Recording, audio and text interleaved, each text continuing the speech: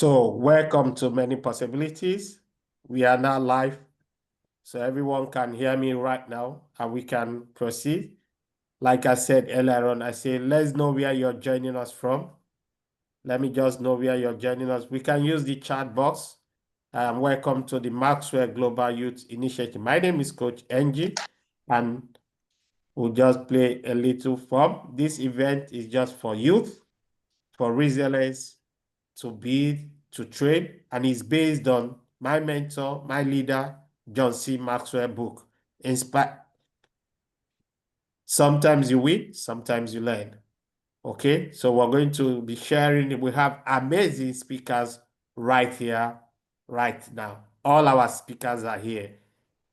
So we start. I'll just give a brief of the team, and then we'll let our speakers that are ready to share nuggets and lessons practical with us. Just a brief about me.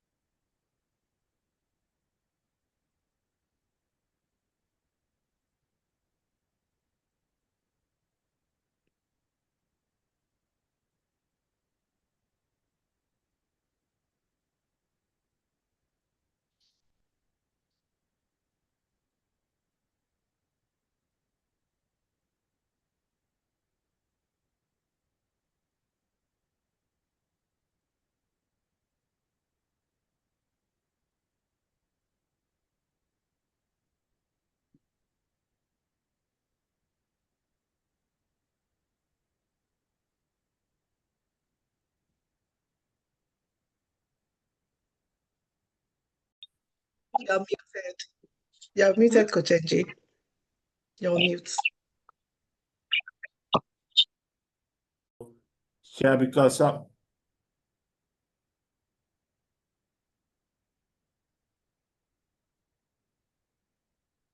Hello. hello, can you see me? Yeah, we can.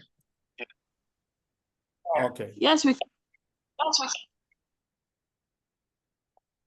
1 minute. I think the network. Man.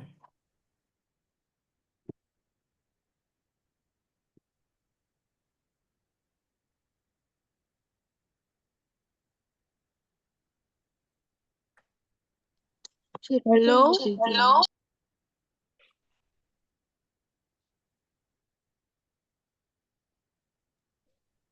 Network is really bad. Okay, kids, just hold on. You will hear everyone as we go on.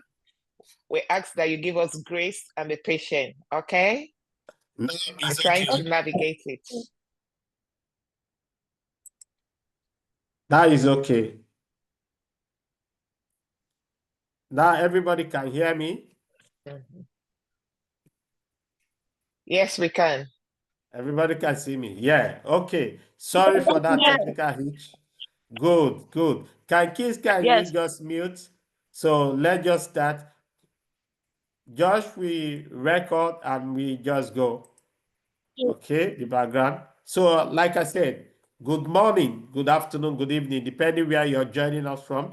I said type in the chat and let us know. You're welcome to the Maxwell Leadership Global Youth Conference 2025, happening live from Qatar and transmitting all over the world because it's Zoom.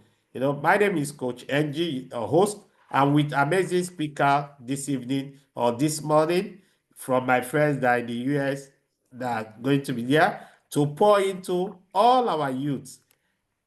This event is designed to empower every youth here to lead and for you to grow. Many possibilities, that's what the theme is today. It is inspired by my mentor's book, John C. Maxwell. Sometimes you win and sometimes you learn. So I hope we're going to be learning a little bit from today. Thank you once more for joining. like I said, let's dive straight away. I am a coach, a speaker, and a DICS assessment consultant. I host a weekly show on Facebook, Life Inspired Daily, all about leadership and growth. So I just want to start today.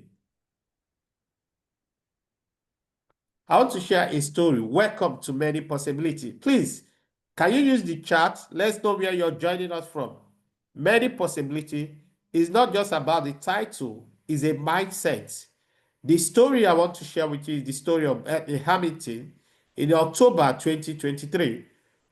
This 13 years old amateur surfing champion was attacked by a shark in the coast of Hawaii. She lost her left arm up to the shoulder. Just imagine someone as a teenager, as a youth, full of dream, and you have this kind of incident. Just imagine a young girl, her dream was to become a professional surfer. What will you do if you are in this situation?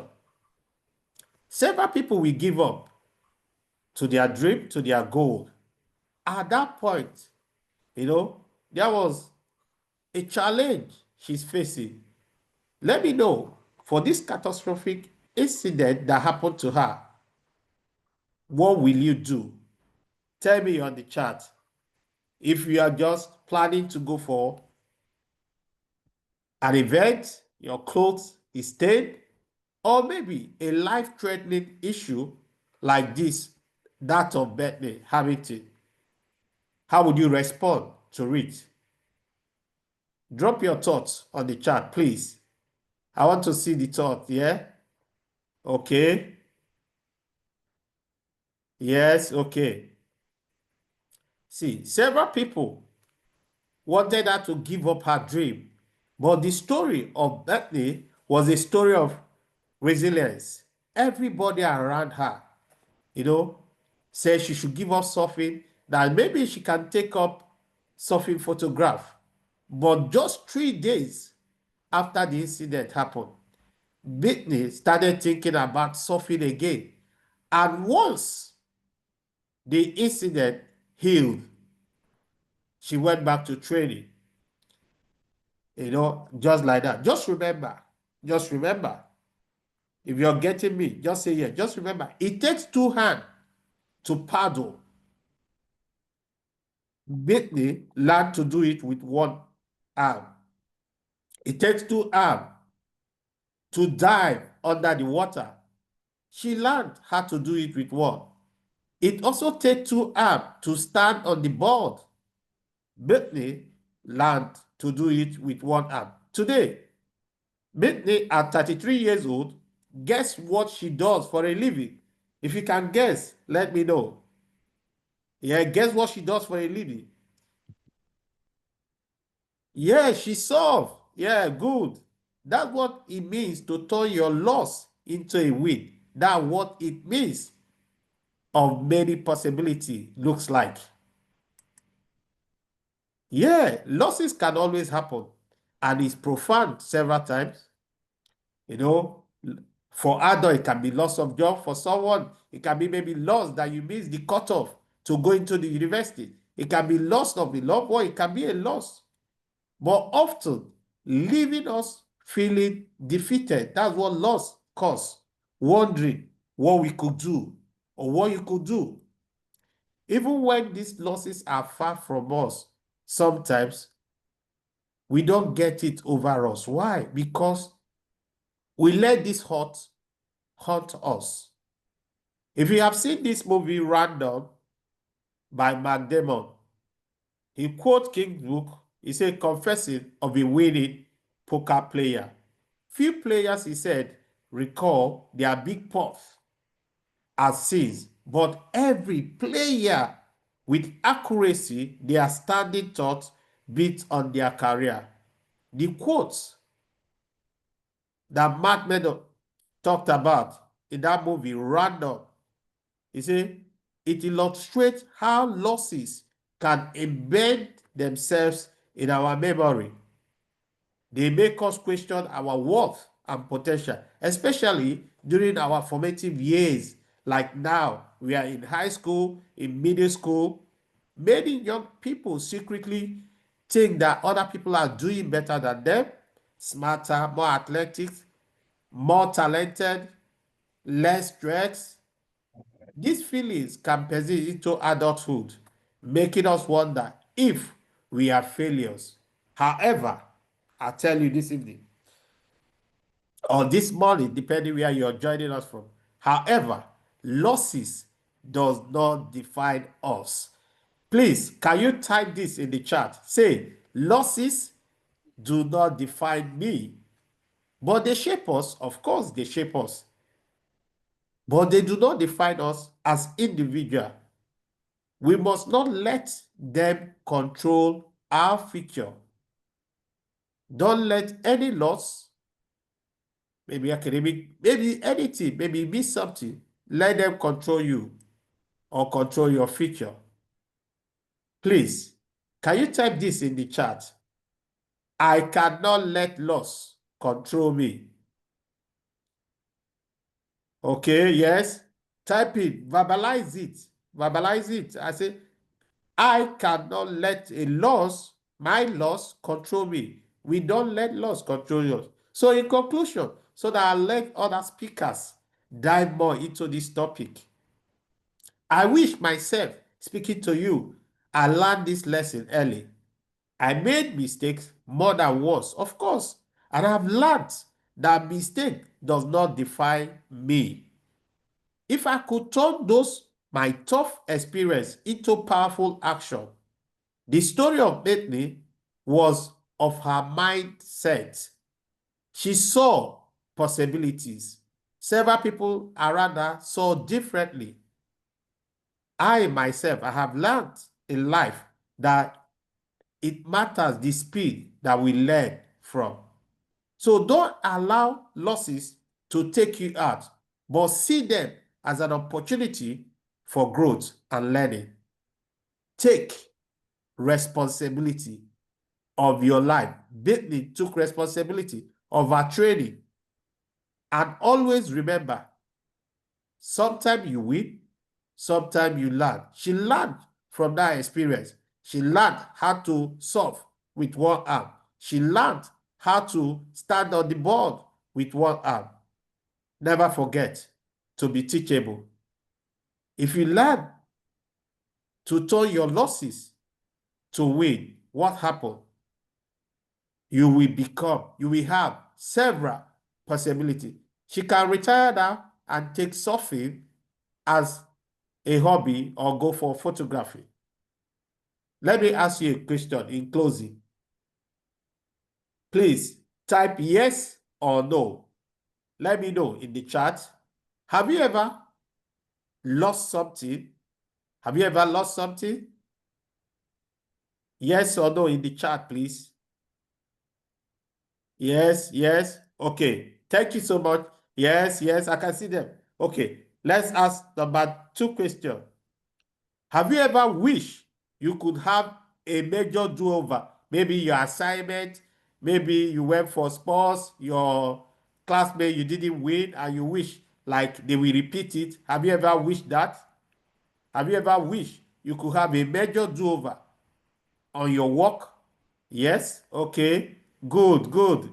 Okay. Now, final question.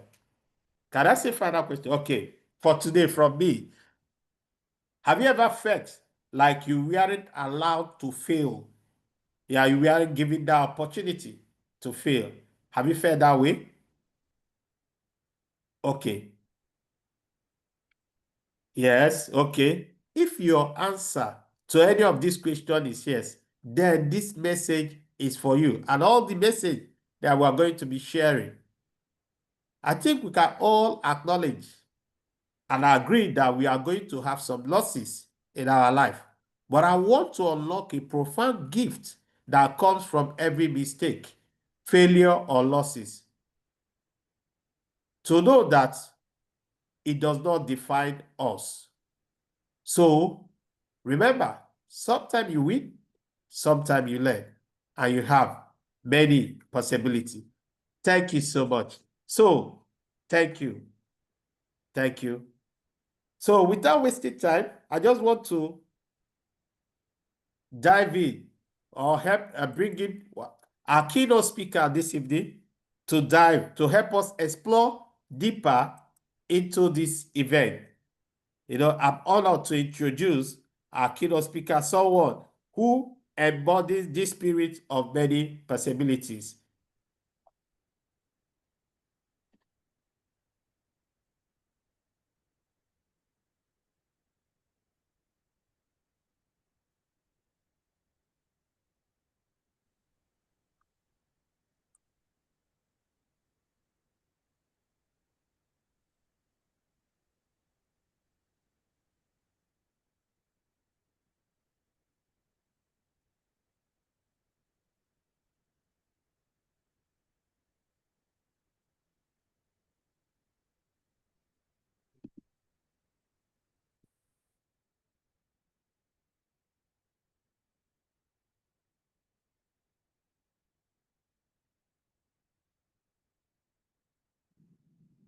Organizations, teams, and individuals identify their certified leadership consultant, licensed by the Maxwell leadership team, to bring proven leadership strategies and practices on behalf of John Maxwell that organizations will not otherwise have access to. She is a teaching faculty in the Maxwell Youth Certification Program and serves as committee chair on the President's Advisory Committee for Youth Branch. With over 2 decades in leadership and as an International Coaching Federation professional certified coach, she helps organizations, teams, and individuals identify their strengths to reach their potential. She is the initiator of Evolve, Dare, and Be You podcast, which was named as one of the top 20 international business podcasts on the web for 2021. Tina loves to engage with the youth and help them navigate their lives for maximum impact and success. Please, let's make welcome Coach Tina. Coach Tina, over to you. You can start sharing. All right. Thank you so much, Coach Angie. Hello, everyone. Good morning, good afternoon, good evening, wherever you're joining on from. I am so excited to be with you today. It is morning for me because I'm joining from the US, New Jersey to be precise, but I'm so glad to be here. And this is what I want. Beautiful young kids that are here, the young people, the youth that are here, please do me a favor. I want to see your beautiful, your gorgeous faces. So will you do me the honor of putting on your videos, please? I want to see who I'm talking to. Thank you. Thank you. I'm going to wait for 1-2 minutes. It doesn't matter whether you've not taken a shower or how you're dressed or whatever. I just want to see your faces to connect with you. Thank you so much. Thank you. I love this. Thank you, guys. Thank you. Thank you. Beautiful. Beautiful. This is amazing. Thank you. See your gorgeous faces. Wow. Didn't Coach Angie do a great job with just telling us about how we shouldn't let losses control us? That is amazing. A great way to start off today. Thank you, guys. And by putting on your video, you're not allowing anything. Whether you've not showered, whatever you look like, you're not allowing it control you. You're being you, and that is what we want. So put on your videos as much as you can, as many people who can, please. I want to see your faces. So I'm going to try to share my screen. It's amazing. This morning I had to do, so I'm not at home. I'm not doing this from home. I had to be somewhere, but I'm just hiding in a little place to do this because I said, I'm not going to call out. I'm not going to tell Coach Angie that, sorry, I can't do this. So I am using my iPad, but I hope to be able to, because I did have a PowerPoint, so I hope to be able to share it. So you guys just give me grace. If you can see it, let me know. If you cannot see it, just let me know. But I'm trying to share my screen right now.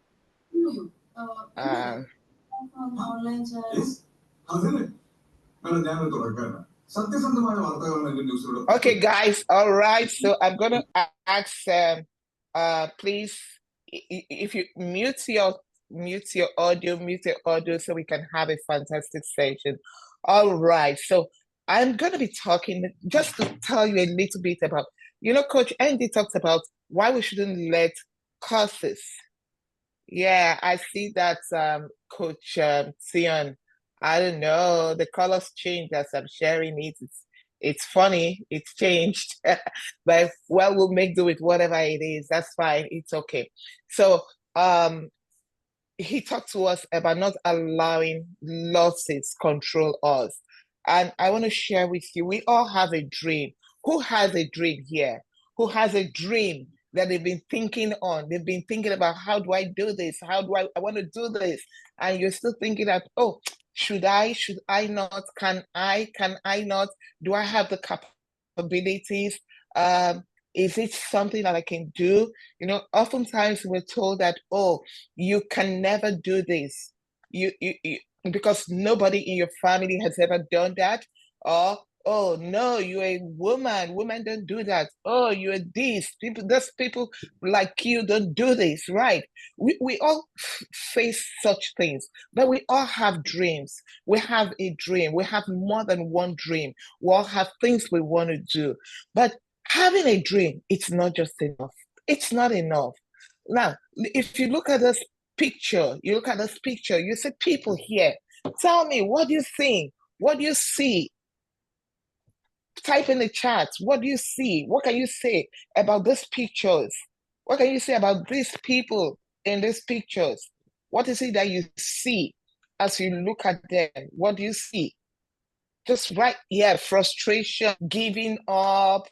Yeah, what else? What do you see? People getting frustrated. Yeah, true. Confusion, anger. Yeah, all of this. Fear, upset, sad, depression. Absolutely. And you guys, you know what? You're all correct. These and many more are things that those people can be going through. And we all face that, especially young people today, right? You're faced with so many things, so many challenges. There's social media, there's a lot of things, and sometimes you get depressed, sometimes you're sad, sometimes you're scared, you're confused. You don't even know how to describe your emotions, right? Sometimes we're faced with all of that. And what you want to think of giving up. You want to think of, saying, oh, it's not me. I can't do this anymore. These and many more are so many. Yes, stress. Ishan, I see that. Stress. We face stress. People are stressed with what they're going through. These are emotions that we face, especially as young people. And these can actually impact our dream, can make us give up on our dream. But you know what? We can actually think about young people like us who have made it, who were not scared, who went on in spite of the challenges, in spite of the negativities, in spite of all the limitations that surrounded them, and they went on to move and to be who they want to be, And so honestly, it is true. We all have a dream, but you know what? Having a dream is not enough. It's not enough. You have to have something else. You have to have a plan. It doesn't have to be a perfect plan, because that's another challenge we face. Sometimes we're waiting on perfection. Who is a perfectionist here? Who is that person who is always waiting for everything to be right before they get started on something, right? I am a recovering perfectionist. I am a recovering perfectionist, right? Sherry, yeah, I get you. I know I am a recovering perfectionist, right? So we sometimes we're waiting for everything to be right before we get started, but you don't have to. We all know Malala. Who knows Malala and who doesn't know Malala? The young lady from Pakistan, Palestine, who defied the odds, because at the time she was growing up at a young age, girls did not have a voice.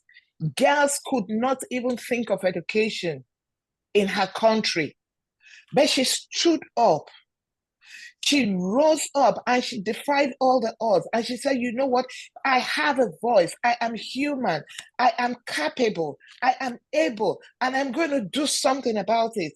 And she was courageous. Yes, she was courageous. Absolutely. You took the words out of my mouth, Sherry. She was courageous and bold enough to get out of the pack. You know what? Our mentor, John Maxwell, says, you have to get out of the people pack, that people pack. You have to separate yourself from just being average, being mediocre.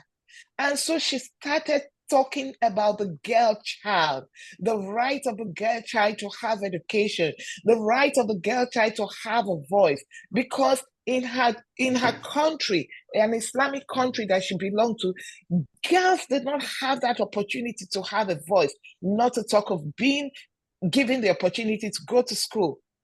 But she started off a revolution. And she got to the United Nations and she made her point. And today, because of her, girls in her country have the opportunity to go to school, to have an education. That is just one child, one girl. She started it at the age of 11, if I'm right.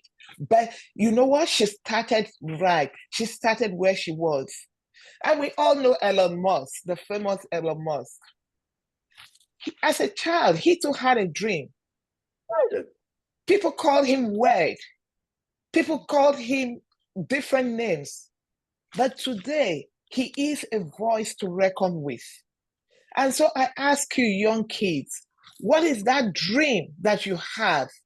What is that dream you've been playing on, that you're thinking on, and you're saying, oh, because I don't have anybody who believes in me, because I am just a child, because I'm just 8 years old, because I'm just 15 years old, I can't start yet. I can't do anything about it. You can start where you are. And so, yeah, somebody's thinking about being a musician. You want to be a musician, start with training your voice, start with doing vocal lessons, start with going to look for music schools that can actually help you. And you know what? Your generation is lucky. Yes, I see Mary Ann wants to be a doctor, an author. You all have a dream, but you must put the work into your dream. Having a dream is not enough, right? You have to have a plan. And for all of you, you are in the school age. And so the plan must be focusing on your academics. You want to be a doctor, you have to know your sciences. You have to be good in your sciences. You want to be a soccer player, you have to be in good shape. You have to be in good fit. You have to think about what you eat. Now is the time. You have to start doing some fitness exercises. Now is the time. You must put the plan into your dream now, wherever your dream is. So who speaks into your dreams? We have encouragers. We have people who encourage us. But at the same time, we also have discouragers. We have those people who kill our dream, who shut down our dream. And guess what? They can be in our family. Yes. It could be a mommy, it could be a daddy, it could be a sibling, it could be a teacher, it could be a friend. And it could even be you yourself who is the discourager of your dream. Because our minds are powerful. And sometimes we allow negativities fill our minds. And once the negativities fill our mind, what do? They dampen our spirits. They lower our self-esteem. They lower our belief in ourselves and in our capabilities. So instead of allowing discouragers to speak into your dreams, you want to allow encouragers. You want to allow those who build you up. You want to allow those who speak into you. In as much as you allow people to speak into you, my young friends, you have to speak into yourself. And there's an exercise I like to do with young people. And I tell them to look into the mirror. Who do you see? What's the reflection that you see? When you look in the mirror in your home, after this a program, go into your room, go into the bathroom, go to where you have a dream, a mirror. Look in the mirror. What do you see? What is the person, the image you are looking into the mirror telling you? Are you speaking positivity into yourself? Absolutely, Coach Tion, self-talk. It's very important. Self-talk is important. What we say to ourselves matters a great deal. So you want to be your own encourager in as much as you allow other people, our parents, our teachers, to encourage us, but we want to also encourage ourselves.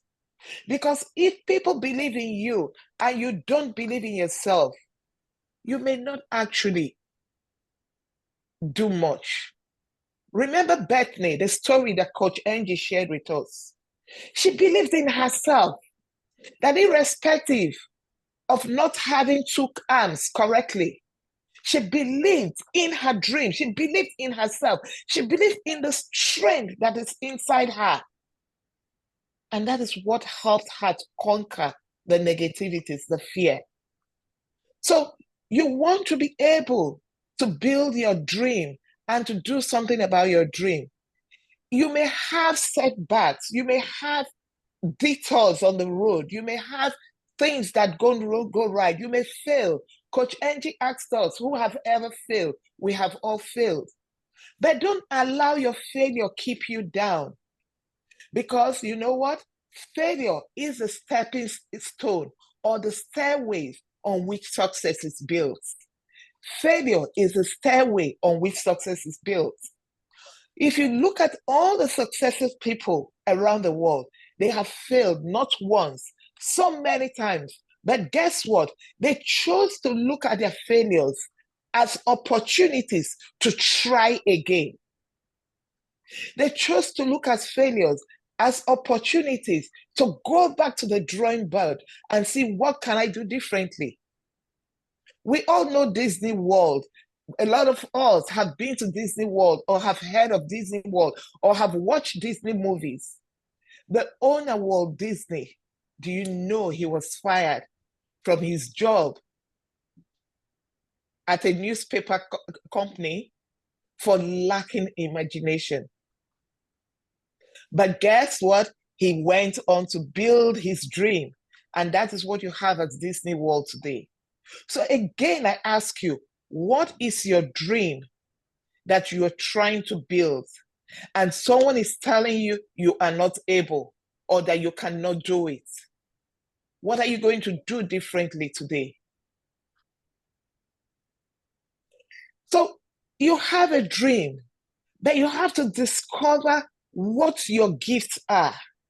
Discover how you're going to work on the plans. So what interests do you have? What talents do you have? What giftedness do you have? Some people want to be a doctor. Some want to be an author. Some want to be a soccer player. Some want to be musicians. You all have dreams. You all have gifts. You all have talents. You have things you want to do. You have things you are passionate about. There's some people who like, I have a niece, or I actually have 3 nieces, and they're here today. And one of them is very artistic. She likes to draw. Oh, she can draw a lot of things. She likes to do things with her hands. She can make hair, she can knit, she can do a lot of things. And I said to her mom, you need to keep encouraging her. And she wants to be a lawyer. But it's good she wants to be a lawyer. But apart from wanting to be a lawyer, don't allow those things that she's interested in, that comes natural to her, to die. So you may want to be a doctor, you may want to be a lawyer, but there are other things you are so passionate about that you love to do that come to you naturally. I'm saying to you, build those skills as well. Yes, Theodore, you can draw, you can do crafts. Irrespective of what you want to do, build those things as well. Remember Bethany, she wanted to sew, but she also loved photography. So don't allow the interest, the talents, those skills that come to you naturally, allow them to die. And when you discover your dreams, when you discover your talents, when you discover your gifts, work on them. I don't know who knows Zendaya? How many of you know Zendaya? She's an actress, and yeah, who knows Zendaya? She's done a lot of child movies. Yes, okay, great. So if you know her, now she knew what she was gifted at as a young age, from the age of like 4, and she started to build on it. The same thing with Kylian Pambe. For I'm sure for the young guys, they may know him. He's a footballer. He actually plays for the French national team. So we call it soccer. In Europe, it's called football. In Nigeria, it's called football. In the US, it's called soccer. But he started quite young. He knew what his gifts were. And he went to a Catholic school, even though he was good academically. He was also unruly. And so he got into trouble so many times. But he had his dad and his mom, who were also very great encouragers. And they helped him to put himself right, to understand that, yes, you may be very smart academically, but if you are unruly, if you're not well behaved, you can go very far in the world. And so he had to learn to be obedient, to be disciplined. And so what are your gifts? What are those things that you have that you're trying to do? You may think you're very smart, you're very intelligent, but if you don't have good behaviors, if you're not very well behaved, if you allow the fact that you're very smart and intelligent get to your head, it's going to rob you off of many opportunities in life. So are you an obedient child? Do you listen when people talk to you? Do you take corrections very well? It's not enough to just be intelligent or be smart. You also need to be obedient. You need to be teachable. Coach Angie talked about being teachable. You have to be teachable. That's how you can grow very far in life. Again, you may have challenges. You may have things you're doing and they're not working. Don't give up on yourself. Who knows Thomas Edison? Put in the chat if you know Thomas Edison and you know what he did. Yes, Prince, you know him. What did he do? What did he do? What is Thomas Edison known for? He created the light bulb. Thank you, George. Actually, that's very true. He created the light bulb. He's the one who gave us the opportunity to be able to have lightings in our home today. But guess what? He tried so many times. He tried like 10,000 times, and 9,999 times he failed. But guess what he said? He said he did not fail. That he just found 10,000 ways that did not work before he got it right. And that is the spirit of never giving up. Don't give up of what you're doing. So you want to be teachable. We've talked about that. You want to be open. You want to be curious. That's the way to be able to learn. Don't say, I tried it before, and so because it did not work, I'm not going to be able to do it. No, it will work. But you just have to do it the right way. We know, how many of you have an iPhone today? Or have an iPad? Or have an iPod? Have an iProduct? Now, if you have it, then you will know about Steve Jobs. But if you don't even know about Steve Jobs, when he first started with Apple, did you know he was fired? He was fired from a company he co-founded. Why was he fired? Who knows why he was fired? If you know it, put it in the chat. Why was he fired? Why was he fired? Who knows why he was fired from his job at Apple? Even though he came back to own it and to do great things. But when he first started, he was fired. Why was he fired? All right, because my time is running up. I don't want to eat into other people's time. He was fired because of his attitude. He did agree with some of the things with the CEO at the time, but he did not put it in the right way. And so his attitude was a problem for him. He knew the job, he was technically sound, but his attitude was a problem. And so he was fired from his job.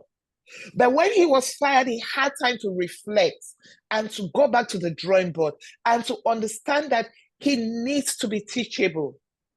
He needs to listen. He needs to be of good character. And so when he came back, he had learned some of those things and he became a better person. And so being intelligent, being smart alone is not enough. You have to have the right attitude. You have to be of good behavior. We all take antibiotics at some point in our life. We have all taken antibiotics at one point in our life. Do you know who first formed antibiotic and how it came about? Well, Sir Alexander Fleming is the one who first founded antibiotics. But he didn't find it because he was intentional about it. He was a chemist who was actually trying to do some experiments, and he put on some things in the lab. But when he allowed it for a few days or a few weeks, by the time he came back, he found that it had formed some bacteria. And what did he discover? He found that that bacteria, that his experiment could actually, yes, his name is Alexander Fleming, and he found that his experiment could actually cure, be a work,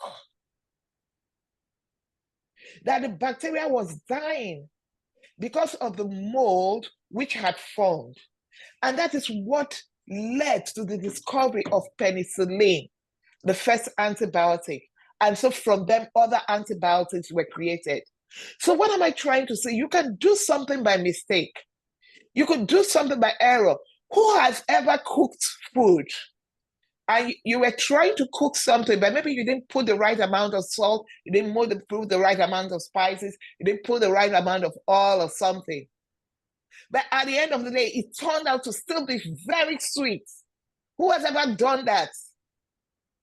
You maybe wanted to fry eggs, you wanted to cook something, maybe your Indomie or whatever, your pasta, but you probably did not put the right amount, or you thought you did not put the right amount, or you omitted to put some spice, but you still love the way it came out. So sometimes we do things by accident, but we end up creating something fantastic out of that accident that we made.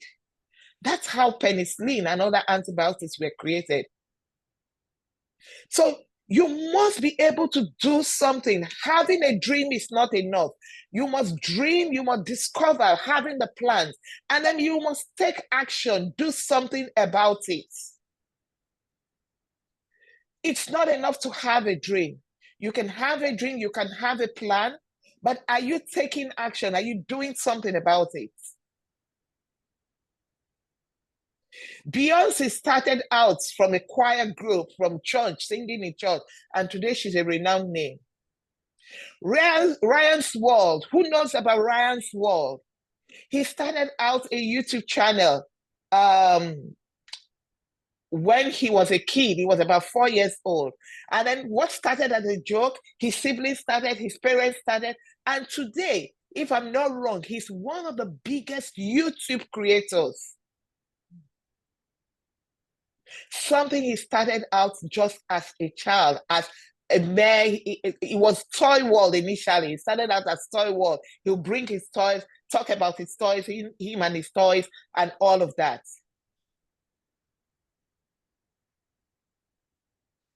And so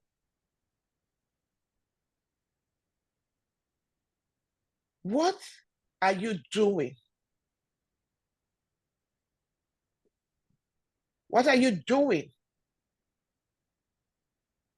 with your dream?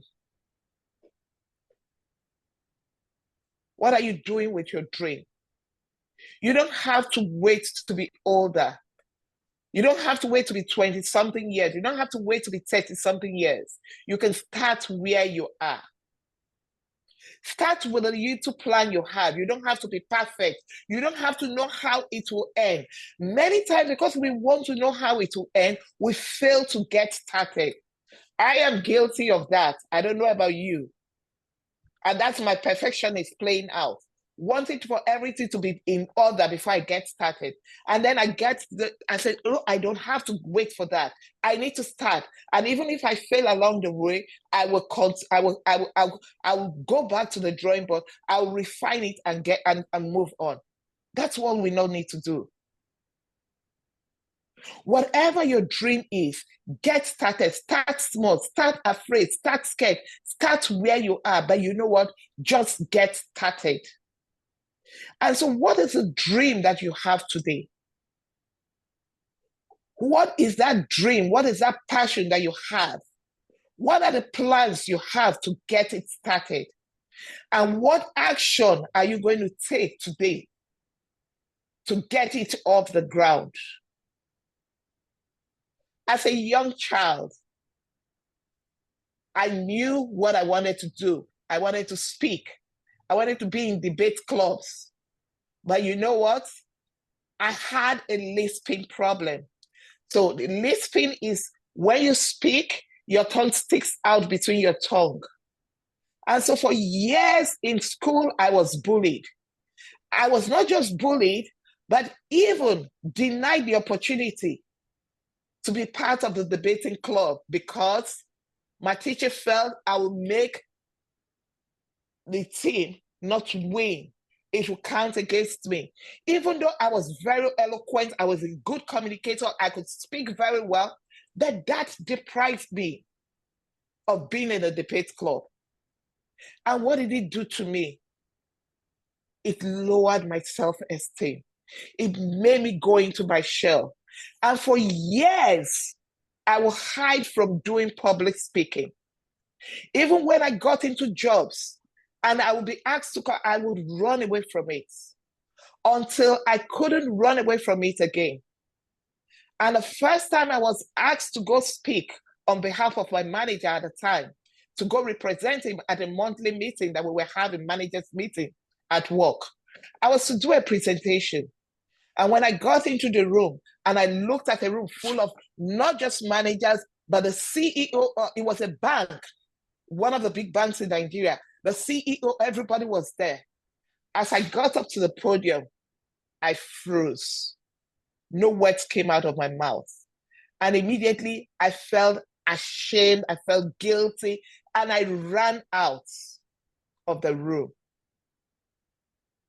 But that marked a turning point in my life. That shame, I turned it around. I would hide in my room for years, learning to speak in front of the mirror with my tongue not sticking out between my teeth. And gradually, I began to build my confidence. I began to try to learn to speak. I'm not perfect today because I still live, but I've learned to know that I have a message. And the message is not my listening. The message is to encourage young people that you can build your dream, that irrespective of the limitation, irrespective of whatever it is that is there keeping you down, you can achieve your dream. And so I ask you today, what is your dream? What is it that you have in you as a great potential, but you think because of the limitations that surround you, you can't do anything? I'm here today to tell you that you can do something. because I have gone on to speak in very large stages. I do speaking today. I do coaching. And I'm not afraid to speak in front of public anymore, because it is not my lisping, it is the message that they need to hear. That is what counts. And so you have a message you need to speak out to the world. You have a message you have to share with the world. You have a giftedness, you have a talent you have to share with the world. There are many possibilities that are bound. If only you would take action today. And so, what is one thing you would do today? What is one action you would do today, or you will resolve to do this week to be able to achieve your dream?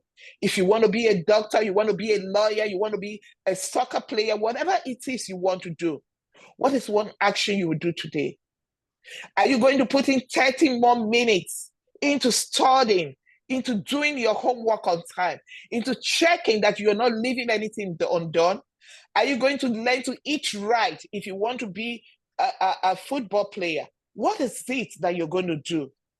Take one action today, one small step, one small step. You want to be an author, you want to be a writer, start writing.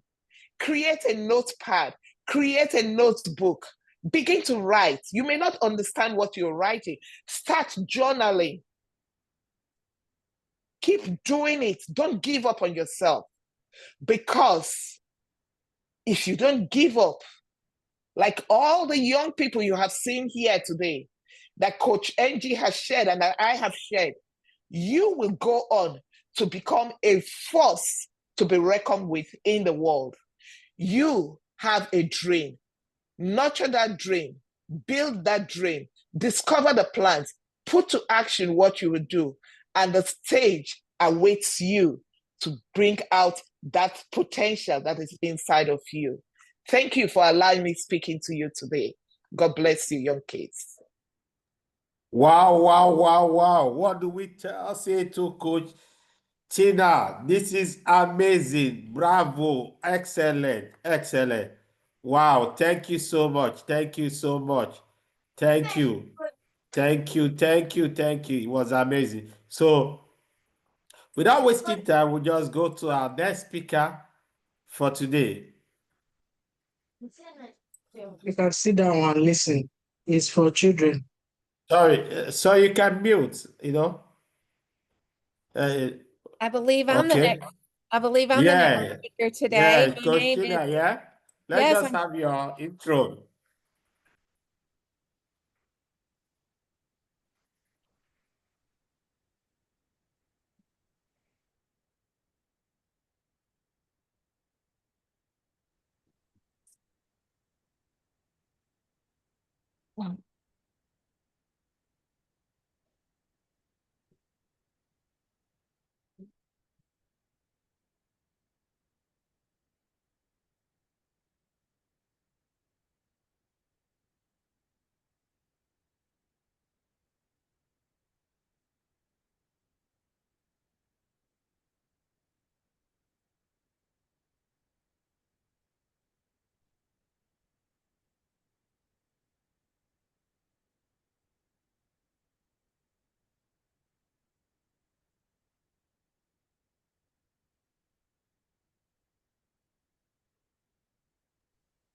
The audio is not playing yet.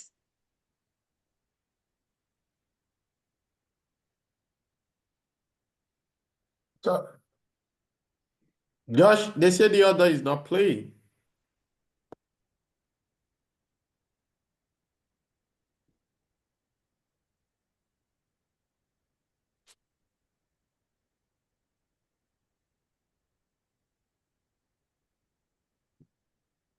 It's playing, right? We can hear it, so he probably needs to click the audio for us to hear.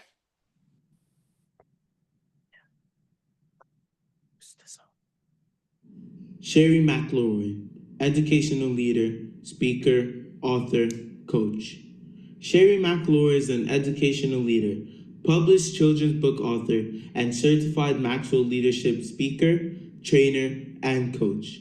Known as the Queen of Fun, she brings purpose, potential, and joy to every interaction, helping audiences learn, lead, and grow with confidence. As an educational leader at a private school in Atlanta, Georgia, Sherry draws on more than a decade of experience guiding students, staff, and parents towards stronger, purpose-driven communities.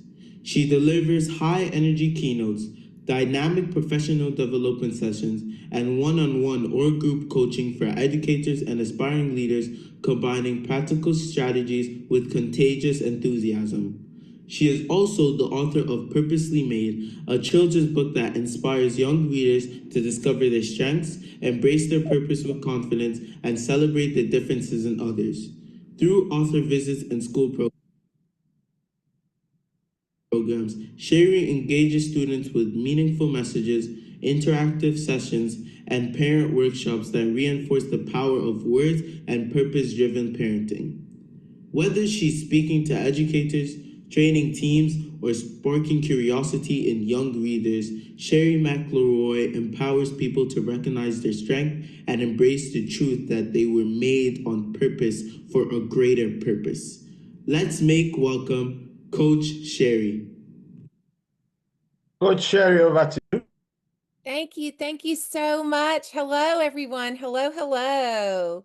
Why don't you stand up, take a stretch break, and I'm going to try to share my screen, but that way you can stretch while I'm doing that, and I will get ready and see if I can get my my content pulled up. If not, then I'm just going to, let's see. Oops, sorry. Multiple.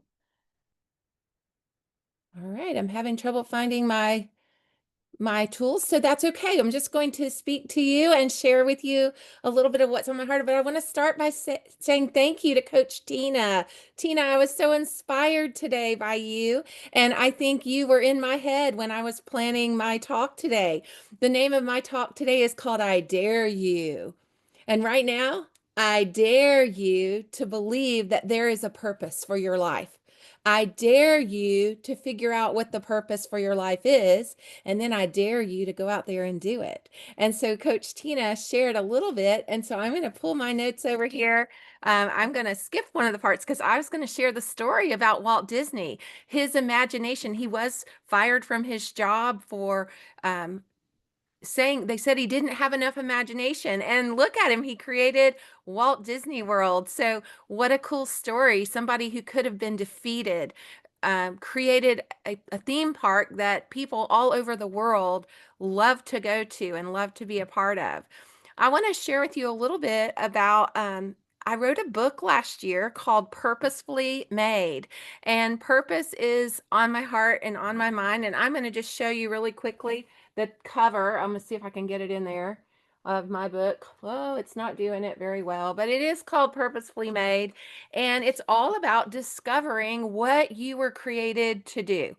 Because I believe I'm a follower of Jesus, and I believe I was created on purpose to fulfill great purposes on this earth. And so my book that I've written for children comes from struggles that I had when I was a child. I really didn't believe that there was a purpose for my life. I compared myself to other people.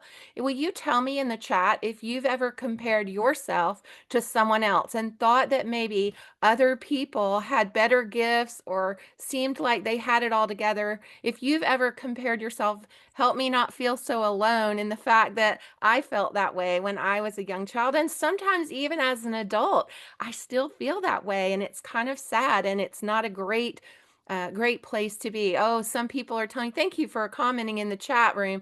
I want to make sure that I interact with you that way. Thank you for doing that. Yes, that was me. When I was a little girl, I really struggled. I am one of 4 children, and I really compared myself to my brothers and my sister, and I did not feel like there was anything special about me. So I did have a wonderful mentor in my life. It was my mom. My mom's in heaven now, and I really believe maybe she's looking down on us today because she would so love Coach Tina's talk and NG's talk about that there are so many possibilities for each one of us, and our lives do have purpose. And our job, what I dare you to do, is discover what it is. Because you're at the age where you get to decide some things. You get to choose what kind of human being you're going to be and what you're going to go after. And that's what my mom helped me do. She took me on a journey. And I'll tell you, we tried a whole bunch of things. I tried to learn to sew. And what I know is I am not created to sew. That is not my purpose. Have you discovered something? Have you tried something in your life and you've discovered, yep, this is not my purpose. I do not enjoy doing this. If that's you, tell me in the chat what you've tried before and yeah, that's not me. I'm not very good at that. That's okay, because that's part of helping you discover what your purpose is. I see some people putting some things, is it croquet or crochet? I'm not sure, Michelle, what you're saying. And football, volleyball, all those things. Yes, some of us, we are not made to do certain things. So our job, especially as young people, is to try a lot of new experiences or sports or dance or writing and start discovering, okay, what makes my heart sing? What brings me joy? What fulfills things in other people when I try to implement them in my life? And so I tried a bunch of things. I tried calligraphy like Steve Jobs. I saw that on the notes from Coach Tina. And guess what? I was pretty good at calligraphy. I like hand artistic writing. I tried to be a painter and I realized I'm not a painter. But because I tried it and I saw how difficult it was for me, I have developed this wonderful appreciation for people who can paint. And so I love to build other people up. And that's part of what our job is. We're to discover who we are, but we're to cheer on other people when they're discovering who they are. And I hear all the time, I'm an elementary principal at a school in the Atlanta area, and kids that come into my office struggle because maybe kids are bullying them or kids are being mean to them because they're not just alike. But guess what? Hold your thumbprint up. Let me see if you can show me yourself on the screen. Hold your thumbprint up. Did you know that every human being on the planet has a different thumbprint? No two of us are exactly alike. We were all uniquely designed and created by the Creator. And He has different purposes and different plans for each and every one of us. And our job as people is to discover what's the purpose. So, what I want to do in the chat, I want you to tell me one thing now that you love doing, or maybe you love 3 or 4 things. In the chat, tell me some things you absolutely that bring you the joy, that make you smile and make you thrive when you get to do them. What is it? I see Josh says playing basketball. I love basketball too. Somebody says drawing. Thank you, Coach Tian. You draw what you see. I wish I could do that. Oh, dancing, writing, biology, speaking, coaching, volleyball, sleeping. I love to sleep too. That's hilarious.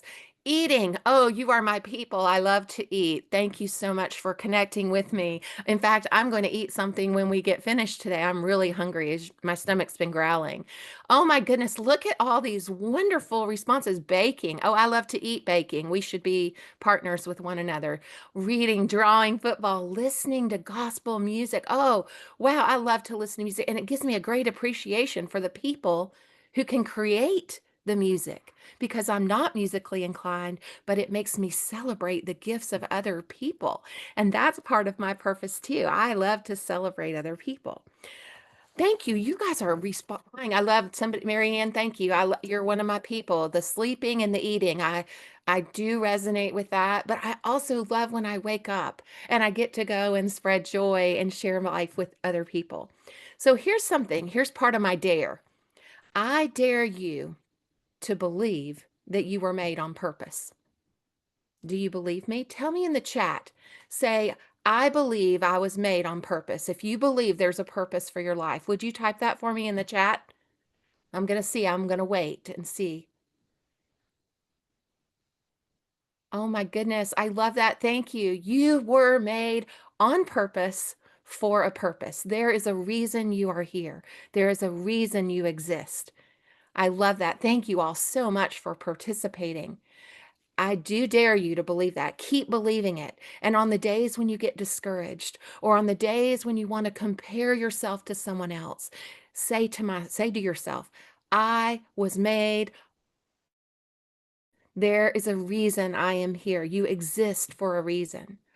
Now, I want to share something. Since we already talked about Walt Disney, I want to tell you about someone else that was made on purpose. Tell me in the chat if you have ever heard of the basketball player Michael Jordan. If you've heard of him, type yes, I've heard of him in the chat. Okay, well, one of the things when my mother was trying to help me discover my purpose, I tried a lot of different sports, and basketball was one of my favorites. And so I had a basketball hero, and I would watch that basketball hero on TV. I would cheer that basketball hero on. I read everything I could, and his name was Michael Jordan. So Michael Jordan inspired me from a very young age as a young basketball player to be better, to practice more. But did you know that Michael Jordan, when he first tried out for his basketball team, he didn't make it? He wasn't good enough. They told him he wasn't good enough. And I had had people tell me that I wasn't good enough for certain things, but those things brought me joy. But rather than letting that get him down, what Michael Jordan did, he went outside in his yard with a basketball and a hoop, and he shot shots every single day for hours and hours and hours. And he decided to get really good at the thing they told him he wasn't good enough to do. And that inspired me. So I used to get outside in my yard. I wanted to be a good basketball player. I really wanted to be a great basketball player. And you can't see me on the screen to know that I'm fun size, and that means short. Okay, that's my code word, my fun way of saying that I'm a short woman. I'm only 5'4", and most basketball players are very tall. But I wasn't. But I decided I could be quick and savvy and a great team player. And it turned out I ended up playing basketball for 8 years. But Michael Jordan inspired me to do that because he got out and practiced. So for me, I love that. He wasn't lazy. Man, he got out there, he went after it. Can you think of something like that, that maybe the first time you tried it, you really wanted it, it brought you joy, but maybe you were told you weren't good enough, but it still didn't take away your desire that you might want to try it? Can you think of anything like that? If you can think of something, type it in the chat so we can encourage you and celebrate your gifts and who you are. But I want to tell you about another person. I want to dare you to discover what's inside of you. Okay, there's something deep inside of you. God put it there, and He has a plan for you, and you might not have discovered it yet. And if you don't try new things, or if you try it one time, and like Michael Jordan, when he tried out for that team, he tried out that one time and kind of got a rejection, and he had a choice. He could have said, I'm not ever going to try it again. I give up. But he didn't. He didn't. He said, okay, I still really love this. So I'm going to try to get better at it. And then he tried out again. And for those of you who don't know Michael Jordan, a lot of you said yes in the chat, but for those of you who don't know, he is one of the most inspiring basketball players of all time. His trick shots, his slam dunks, the things he did. When we get off today, look him up. He has some of the most amazing video clips of trick shots that he did as an NBA basketball player of anyone I've ever seen. He still inspires me to this day, and I'm an older lady. Okay, I'm not a kid anymore, but he is an inspiring person. Sometimes the thing that we try and fail at, if we will commit to get better and go after it, like I dare you to commit to get better at something that you want to be good at. Go after it. I dare you to do that. Okay, I'm going to tell you about another person. This person, well, I'm going to tell you about a company, okay? How many of you, tell me in the chat if you have ever had a Coca-Cola product. Tell me which one, if you've had it, tell me your favorite one. So Coca-Cola, I like Coke Zero, but I know they have Sprite and Fanta and I'm trying to think of all the different Coke products. Maybe you can help me. Oh, somebody says Sprite. A lot of people are saying, yes, you've had one. Tell me what your favorite Coca-Cola product is. Fanta, Coke. Okay, thank you for participating. I love that. Okay, well, did you know Mr. Pemberton, the man who is slated as inventing the Coca-Cola product over 100 years ago, the first day that he went to launch his new Coca-Cola product, type in the chat, make a guess. How many Cokes do you think he sold the first day he sold a Coca-Cola? Let me just see what your guesses are. 0, 4, 0, 1. You guys are good guessers. I love this. 10, 1, 67. I like that. Yeah, okay.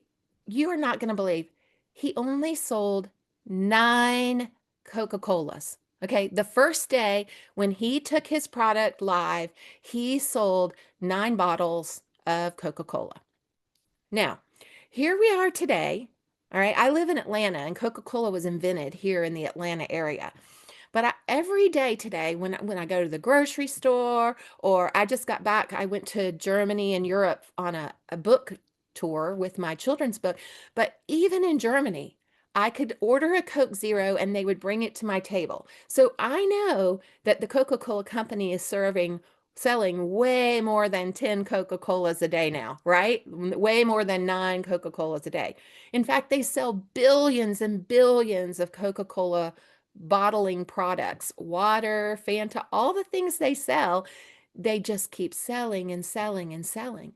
But what if on that day that Mr. Pemberton launched his thing, what if he had gotten discouraged that day? And he said, I only sold 9. It's not worth it to go back the next day and sell it again.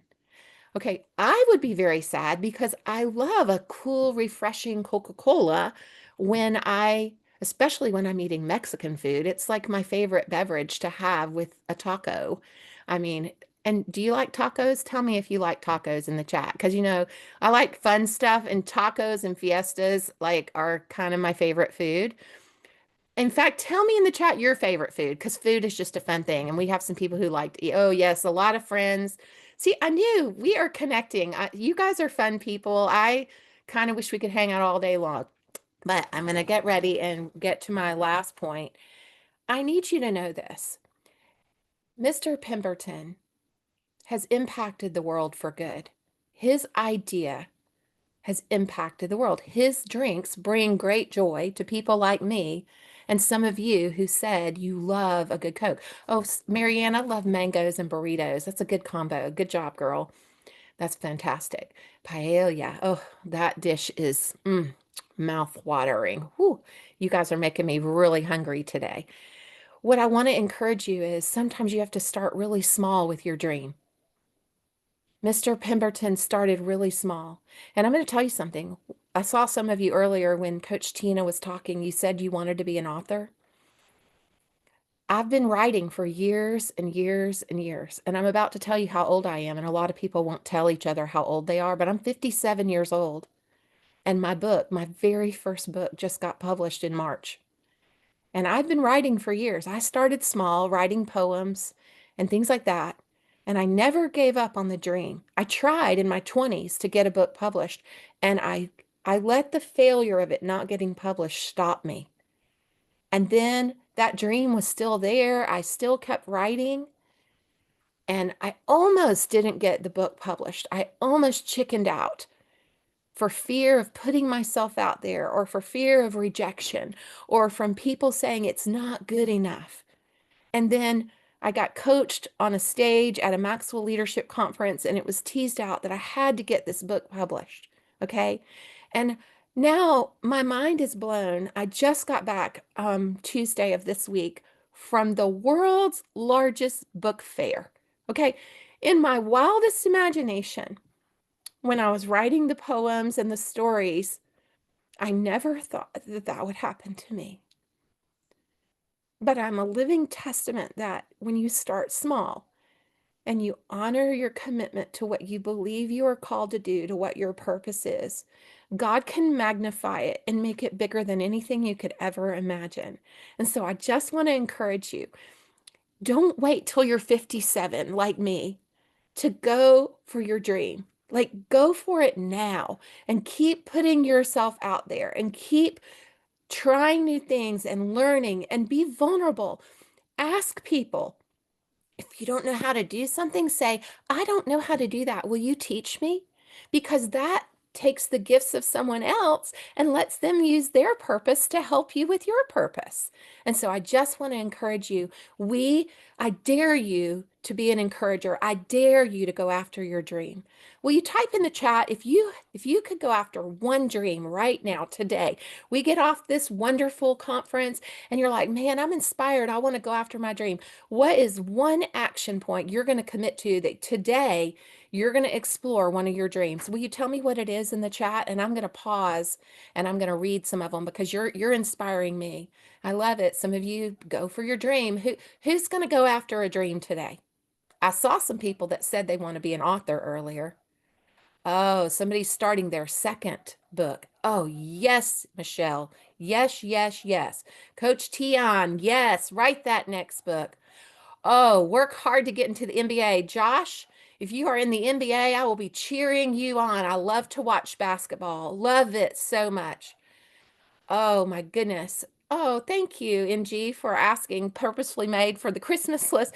I would be honored if you bought it, but I'm just honored I'm here to talk to you about that. God let me write it because it's a big thing. Oh my goodness. Is it Namachi? Thank you. We need wonderful doctors on this planet. And here's my thing. I couldn't be a doctor, okay? Because I pass out at the sight of blood. And so they would not want me to be in a hospital working with people. But man, I'm cheering you on because when I need a doctor, you are exactly the kind of person that I want to go to. Somebody who cares about the health of other people. Oh, we have someone who wants to be a surgeon. Thank you. Thank God for people who want to be surgeons. But my mother had many surgeries and surgeons and doctors who saved her life before she finally went to heaven and passed away. Writing more lyrics. Prince Westjack, are you a songwriter? Like, music is what speaks to my heart and it keeps me going as a human being. Love that. Oh, we've got lots of doctors in the room. Go after your dream. Find some doctors, interview them, ask them what it takes, find some songwriters, reach out to them, compliment their music.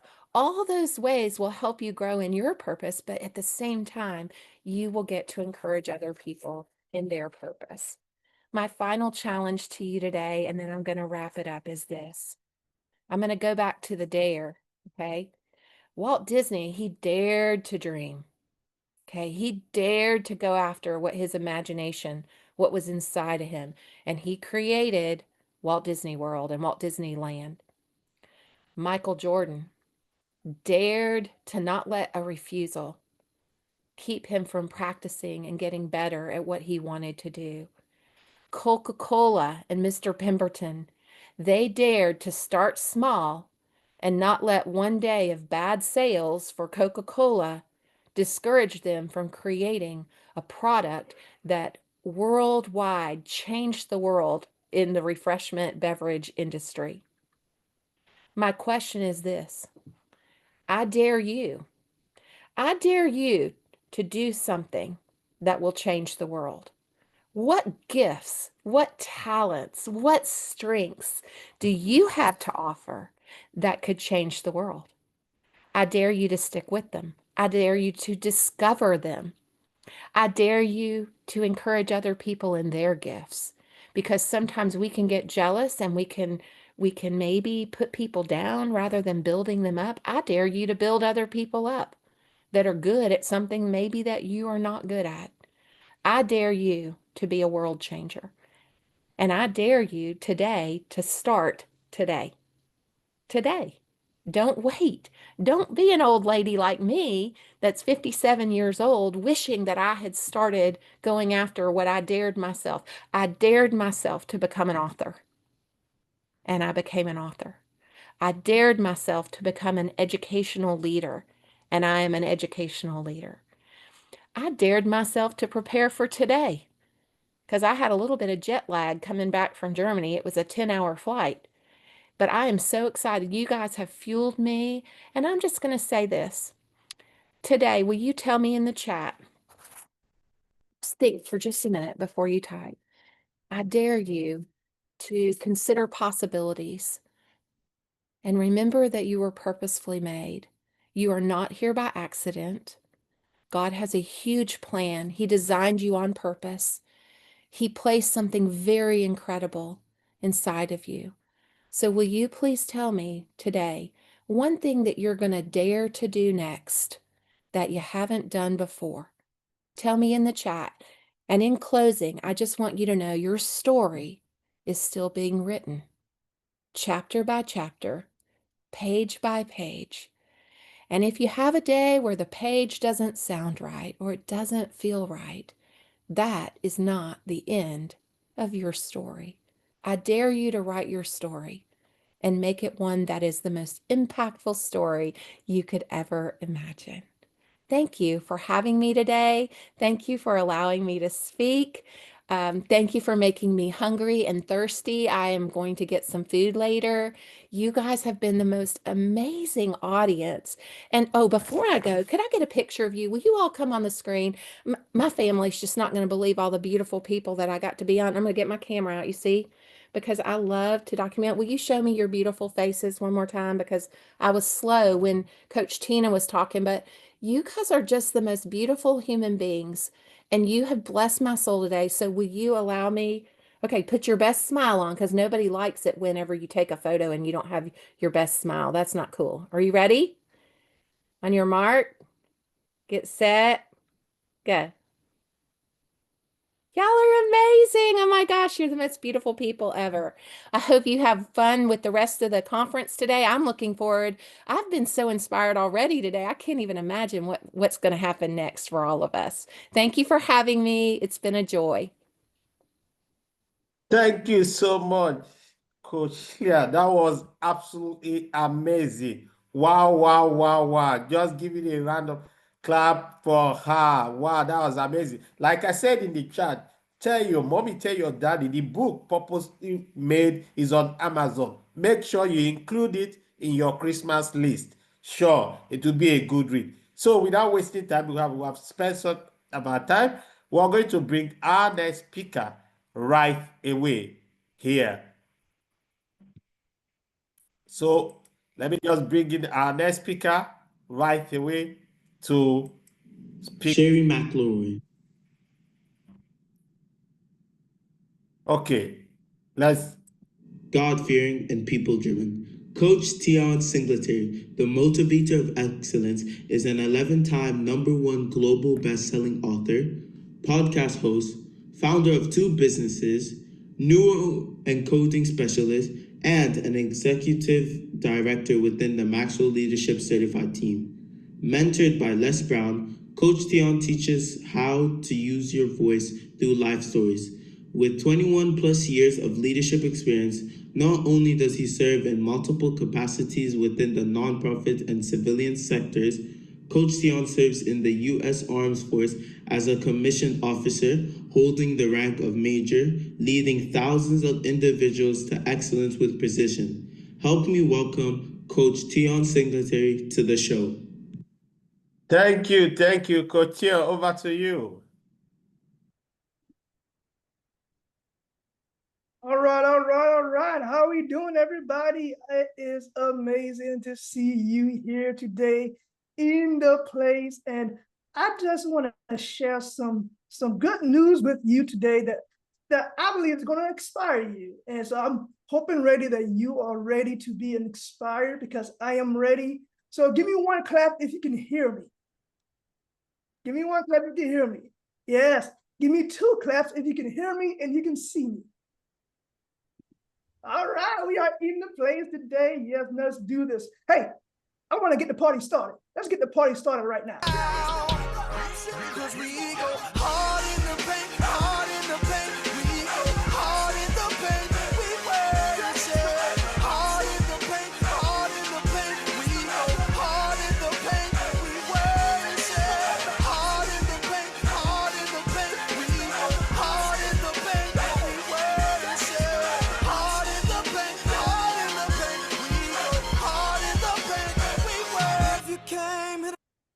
All right. Oh, I think you up, up and ready now. And that's good. Let's do this. I am so excited just to be here with you guys. Whoop, whoop, it is on. Are you ready or not? Yes or yes. Man, we have some great speakers before us. I just gotta share it. Tina, you have a dream. So what action are you going to take on your dream? And it takes self-talk. Sherry, what brings you joy? I dare you. She challenged to dare us. Believe that you are made on purpose for a purpose. Start small. And guess what, guys? It's all about seizing your opportunities, right? I am an author of 4 books. I have helped 10 authors publish their books. So now I am a publisher, and I have been part of 12 anthologies, bestseller anthologies. And I'm just so thrilled that I have this experience, but it's because I seized the opportunity. And I'm sharing this with you not to oppress you, but to press upon you that you have the potential inside of you to go after your dreams, your goals, and your visions. You just have to do what I just said. You have to seize the opportunities. So listen, we are about to have a conversation together, right? And I'm going to be asking you questions. I'm going to be asking you to type in the chat box. So I need your full attention. All right? We need to be engaging through this presentation because that's the only way we are going to get through this together. So let's get started on the first thing first, and that is I need us to think about this. From a scale of 1 to 10, put in the chat box, how do you feel right now? Go ahead, put in the chat box. How do you feel right now? And as we do that, I want to pull up the chat box because I want to see it and I want to conversate with you. Yes, 7, 9, 5. Yes, 7. Okay, all right. We got those emotions in place, right? We feel a certain way about ourselves right now because of the great information we have already received and the great information that we are going to receive as we continue on through this process. So let's just think about this. I just want you to just think for a minute.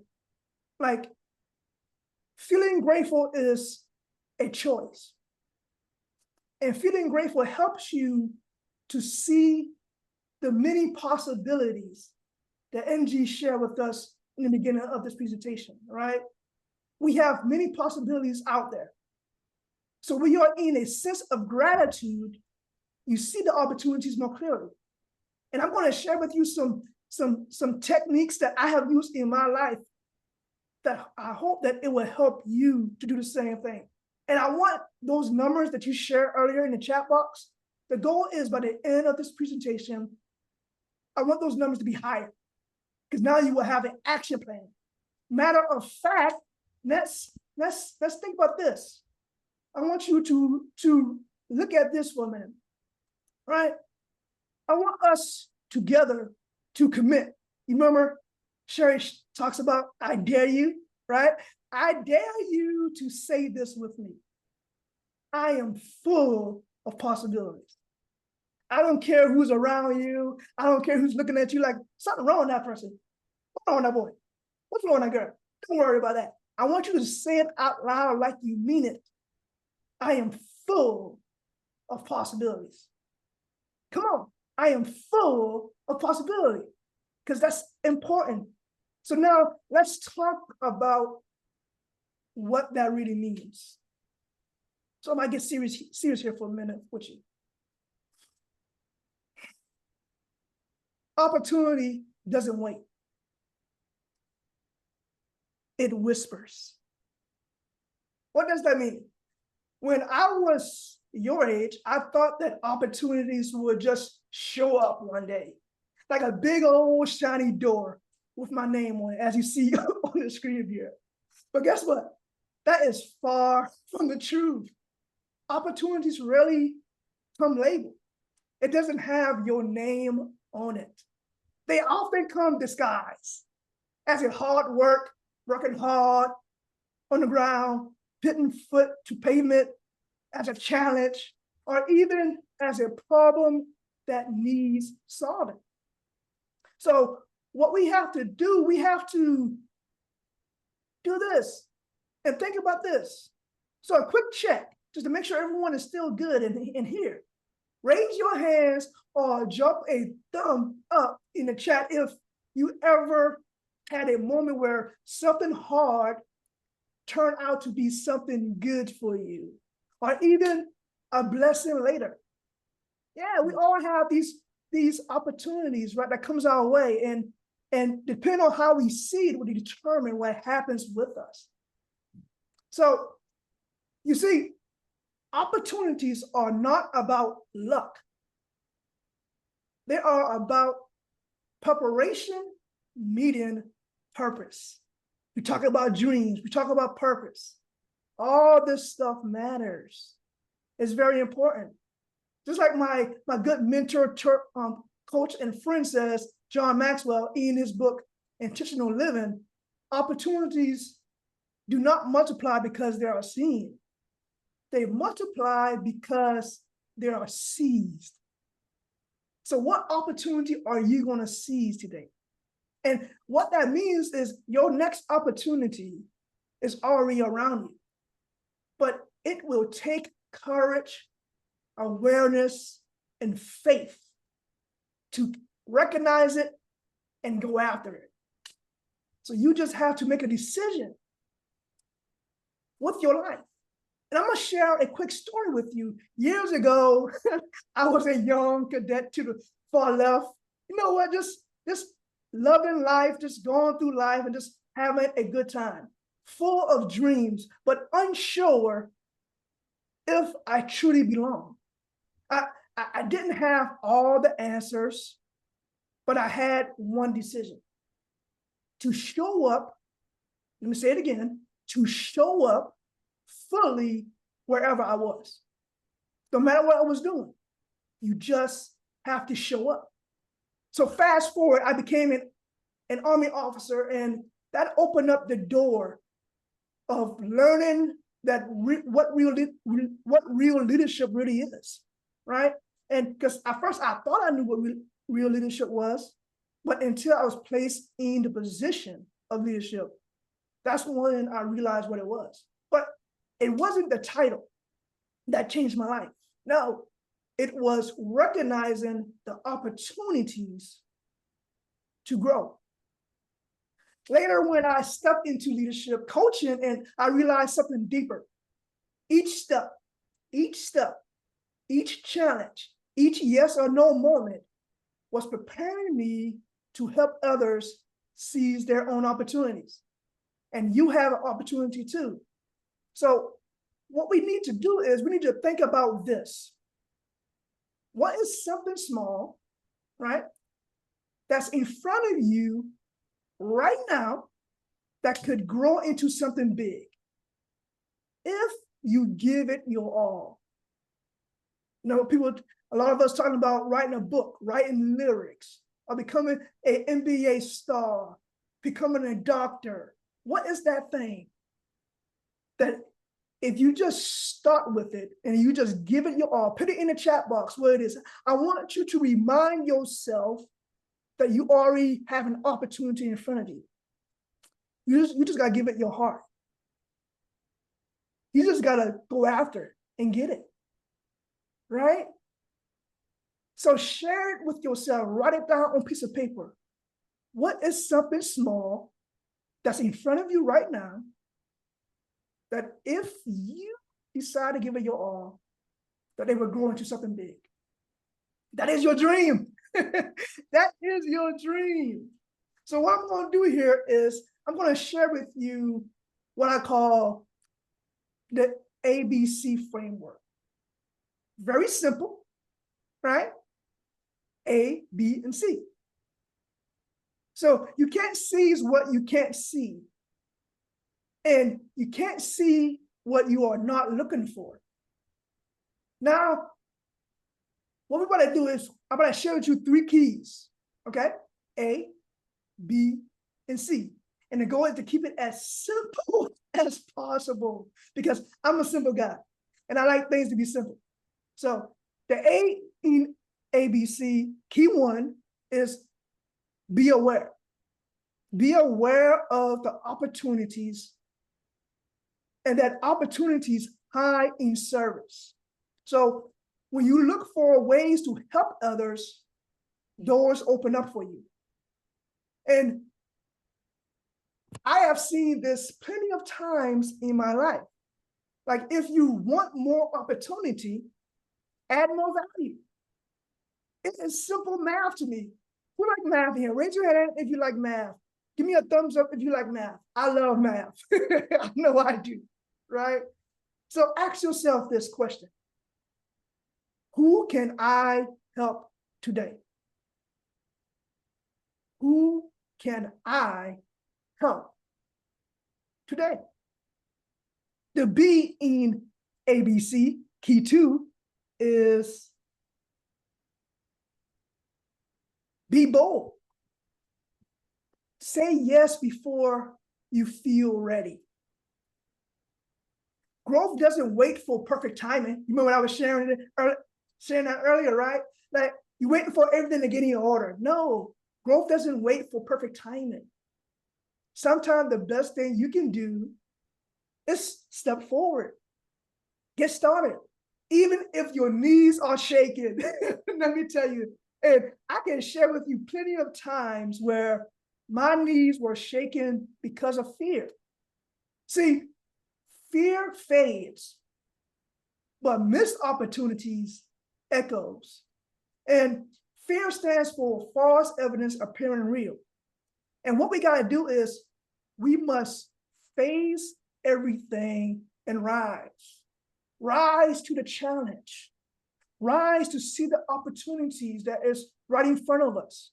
And we must be bold and courageous. If you want to be bold and courageous right now, put in the chat box.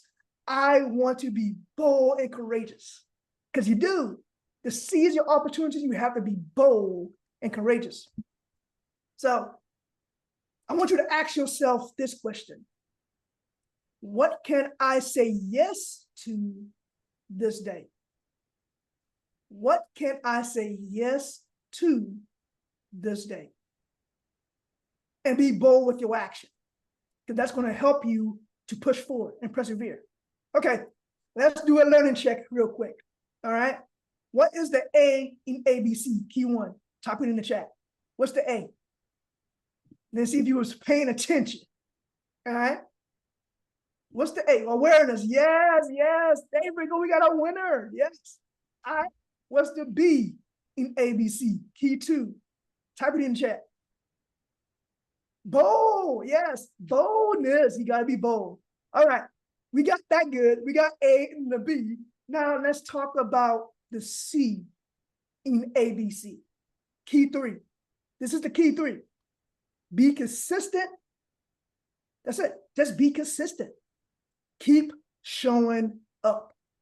No matter what's going through your life, no matter the naysayers, what they're talking about you in the background, don't worry about it. What I like to say is that I like to make my naysayers be my motivator. They are the fuel that fuels the fire inside of me. And we need to be consistent with our action. Because success doesn't come from one big moment. No. It comes from daily intentional actions. Just like I shared with you earlier, my new hobby that I just started about 2-3 months ago. I started a new hobby of indoor vegetable gardening. And I realized that you have to be consistent every day if you want to reap the rewards of your vegetable garden. So week one, I planted the seeds and set the lights. Week two, I checked on the garden and the lights. By the end of the week, they were sprouting. I started to see growth. Week three, they were starting to grow, and I adjust the light to their growth. Then finally, week four, man, let me tell you something. Those vegetables were getting bigger, drinking up all the water. So now I got to tend, make sure that it's watered all the time. I adjust the light here and there as well to keep it growing. Week five, I was able to begin to harvest a little here and there to maintain the growth. And man, Let me tell you, when I taste the fresh garden for the first time, I was like, wow, this is what consistency tastes like. Daily action. If you want to take daily action, put it in the chat box. I am going to take daily action. Hit it. I am going to take daily action. And that's what it takes. It takes daily action. Whatever you want to go after in life, set those small goals, those short-term goals, those medium goals, those long-term goals, and just take consistent action.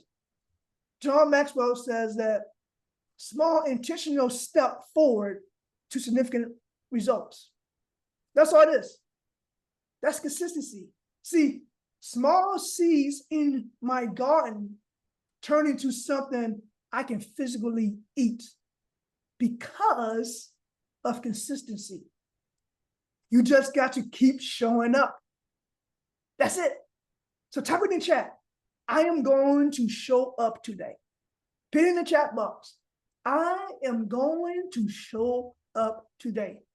And guess what I want you to do? I want you to clap your hand because you showed up today for this. I want you to wave your hand up in the air and pat yourself on the back for showing up today. That's consistency. So here's the question I want you to ask yourself. What can I be consistent with today? Just one small action. What can I be consistent with today? So now you have the ABC framework, and there's no more excuses. So we have eliminated your excuses. All right? A, awareness. B, boldness. And C, consistency. That's what it takes. You have to take the step forward. So with these 3 keys, do you need to work on the most? Like, put it in the chat box. Which one is the one that you need to work on the most? Awareness, boldness, or consistency? I wanna see consistency, okay? Consistency, okay? Yes, consistency. What else? How about you? Boldness. Okay, the same of what? Boldness or consistency? Which one? Okay, consistency again. All right. Yes, yes, yes. Consistency. Consistency seems to be the main one. Oh, okay, all right. We're going to speak into that if we have time. But, all right, what I want to do is, just like Sherry challenged you, and she said, I dare you, I want to challenge you right now with something. Something I call the 7-day opportunity challenge. It's very simple, very simple. It is very, like, listen to me. I like to keep things simple, stupid. KISS method. Keep it simple, stupid. So here's what we're going to do. I want you every day for the next 7 days, look for one small opportunity and act on it. That's it. Just look for one small opportunity and act on it. And then what you're going to do with that, that's going to help you to learn how to do what everyone's saying. Consistency. Consistency. It's going to help you to be consistent with your actions, right? Yeah, I know you. That's a military saying. KISS method. Keep it simple, stupid. It could be like this one thing you can do this week. It could be speak up in class, helping a friend, starting a small business like I did, or just reading 10 minutes of a book. Or even simpler, say thank you to someone who made a difference. Say thank you to someone who was nice to you. Just that one, listen, just doing these one small, simple steps, it's going to teach you consistency over time, and it's going to roll over to your goals. It's going to roll over to you taking action on your dreams. It's going to roll over to what you do and what you vision for your vision. But it takes action. If you want to remove anything that's slowing you down, excuses, if you want to remove procrastination, the antidote is action. It's that simple. you got to take action. And you don't need to take no big action. Just remember, consistency is just small little actions that compounds over time. That's what it is. It's small actions. So at the end of these 77 days, I want you to ask this question. How did I change the way I see myself? So you're going to look yourself in the mirror and ask yourself, how did I change? How did I change? Am I more consistent? Am I more bold? Right? Am I more aware? Your response is going to help you to move forward, because when you start to see differently, you start to live differently, and you begin to see the opportunities around you. Because let me tell you, opportunities is all around us. It's all around us. But the question is, do we see it? So family, I want to leave you with this. I don't know how much time I have left, but I want to leave you with this. Okay? Opportunities are everywhere, but they belong to those who see them, seize them, and serve through them. Let me say that again. It belongs to those who see them, who seize them, and serve through them. You are not too young, you are not too old, you are not too late, and you are not too early. You are right on time for what's meant for you. So you are here at the right time, for the right reasons, at the right moment. And your now is here. This is your now time. It is time for you to step up and step out into your calling. Because if you don't, you are slowing someone else down. Someone is watching you and ready for you to take the next step. And because you are not taking the next step, they are not taking the next step. So let's be selfless and let's take action on seizing our opportunities. So say it one last time with me and say it to yourself. I will seize my opportunities. I need you to say it with conviction. I will seize my opportunities. Because remember, this world is full of many possibilities, but the one who sees it will change their life.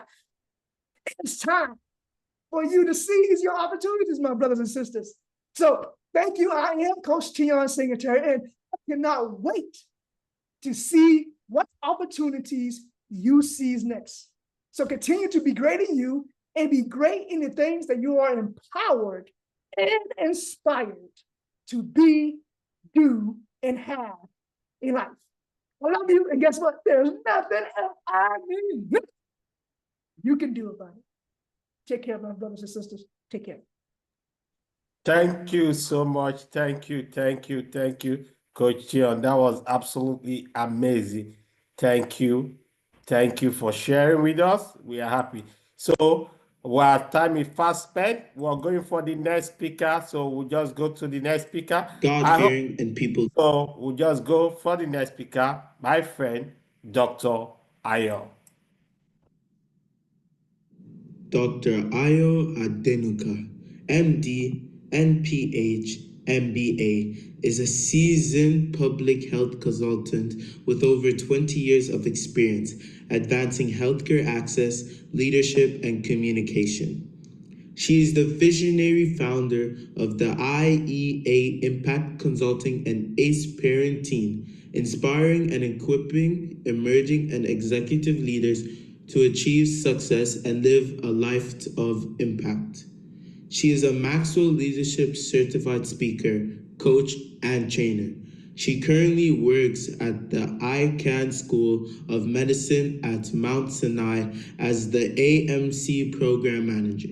She is passionate about improving health outcomes, workforce development, and leadership skills for underserved populations through capacity building programs.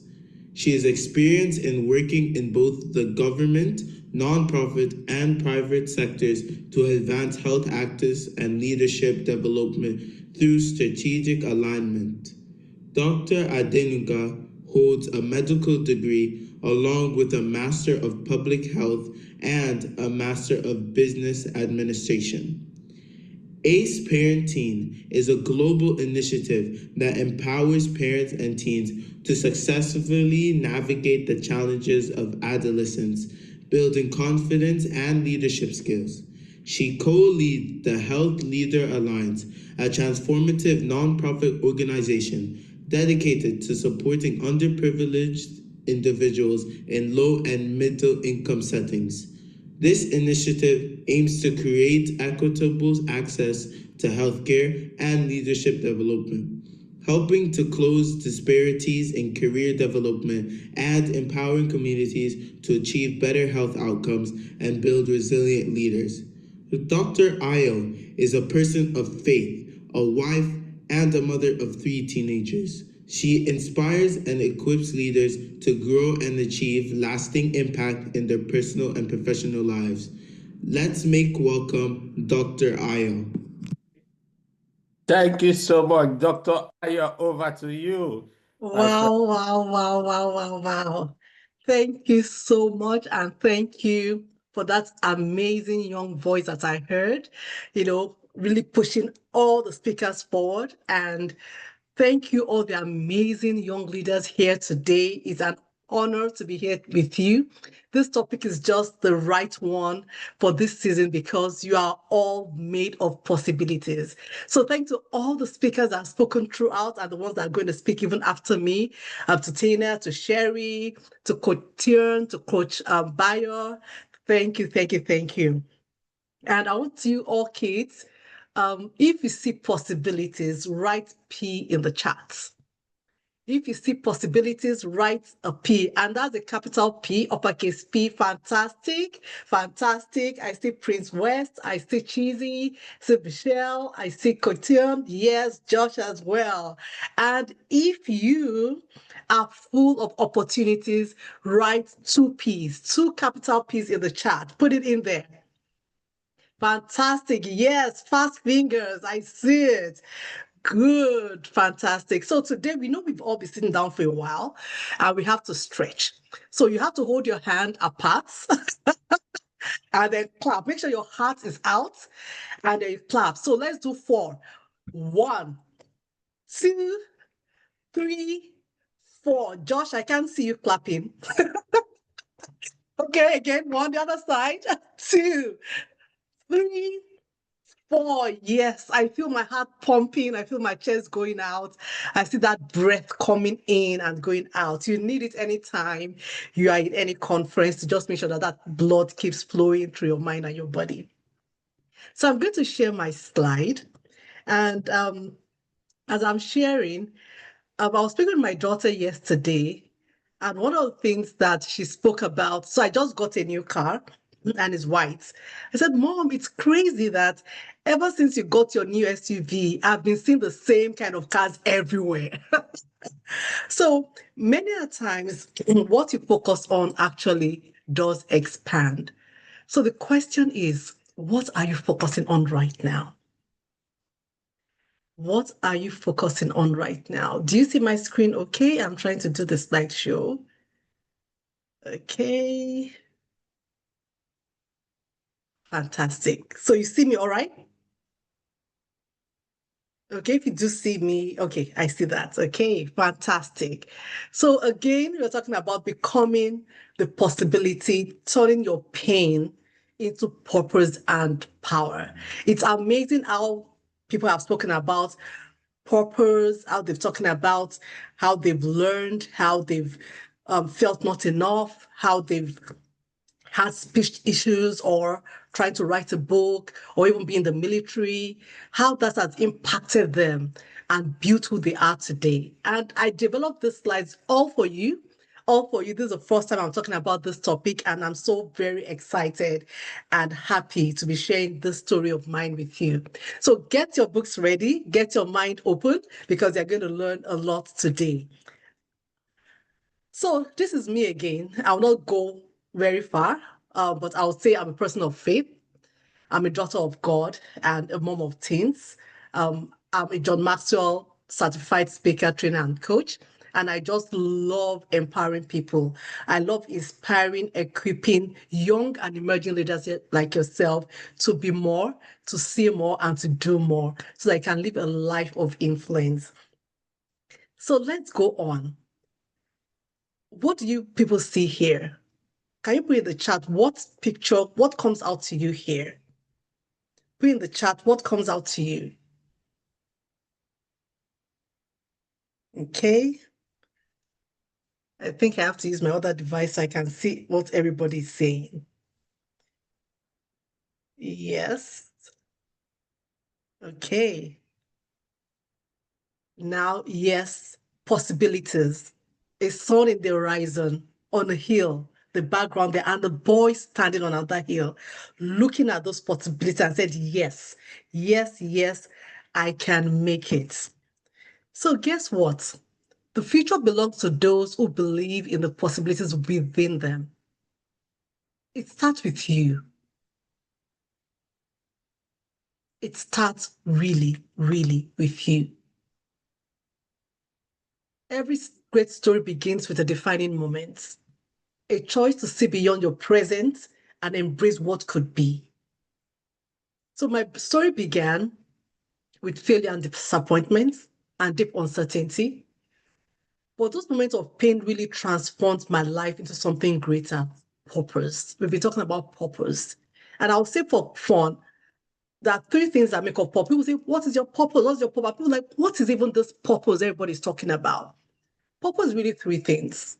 Something you are good at, something you love to do, something you can be paid for, and something that blesses and inspires other people. Is an intersection. That's your sweet spot.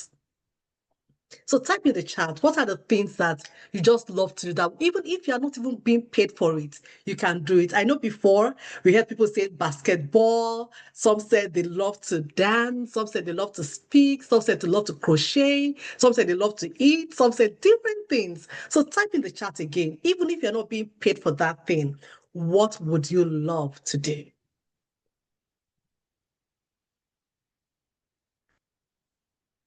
So tell me, I'm listening. Or I'm going to look at the chats. I'm trying to join through my other device. I can see. Okay. Fantastic. Speaking, writing. Adeoluwa said reading graphic novels. Yes, my son loves that as well. Running. I love running. I like walking. It's always fun. It helps your heart to beat. That treasure seeing that. Yes, Kotian said speaking. We share the same thing, the same passion. Michelle said write and study bio. Yes, bios always have good stories. It has vocabularies. It has things that you can always learn. So yes, yes, yes, fantastic. Playing the violin and singing. My daughter loves to play the violin, so you share that in common, right, Prince? And then I like singing, but the only place I sing is in the bathroom. And when other people are singing and they can't hear me. So apart from that, I'm okay. But going forward, I want to let you know that you are not waiting for possibilities to arrive. You are a possibility in progress. Your life is filled with so much potential, so much possibility that is in there, is there right now, still waiting to expand. We heard about Coach John say that he had a garden with a seed, it started growing and multiplying. And we share the same thing. Last year, I started a garden, and this year it was so fantastic. Tomatoes, peppers, cucumbers, all things I grew. It was just amazing reaping the fruit of my labor. But guess what I didn't tell you before? I did taekwondo growing up, and I did it again in recent years. And this is a woman with a black belt, but I never got a black belt. But however, I got a black belt in failing forward. Many times in my life, I've had challenges, and many of you too might have had challenges. Either you're grown or you're young in school. I remember my daughter that while we are immigrant family, but when she started, they started bullying her. She became very upset. She fell down, but she grew through that. And she can tell the story now, smiling and laughing. It has built her self-esteem because now she's able to overcome that. They had to learn, their accents were different initially. And when they came, they had to learn the new accent. They had to learn to speak with confidence. They had to learn to say what they have to say at the right time, the right places. But across board, they started accepting who they are. And there's nothing wrong in having an accent because guess what? Everybody has an accent. It's either you are Indian and they hear the accent, either you are Chinese, you have the accent, either you are Hispanic and they hear you are from Colombia, Peru, and you hear the accent. Many people have something that they've learned and become better at, and being culturally acceptable. Now, I want to talk about my story in med school. It's just like yesterday, but I remember it clearly. We've had a couple of years of lecturers where they had been on strike and our exams were delayed. We're studying very hard every day. And it came a time where they decided that, okay, irrespective, we're going to have these medical exams. I studied and studied and studied. But guess what? I doubted myself. I doubted my capabilities. I doubted the fact that I had studied enough. I had the potential, I'm capable to do it, and I know what I was supposed to do. But I had so much self-doubt. I was jittering during the exam. And guess what? Thinking about it, I also knew that a lot of self-doubt came from who I thought I was or wasn't. I came from a large family. I was in the middle. We had many foster children, and they would always say, don't speak, don't speak. You talk too much, things like that. And that's also made me to be very restrictive in things I was doing. I felt that, oh, I'm dark skinned, I'm not pretty enough, I'm not tall enough. I'm also 5'4", by the way.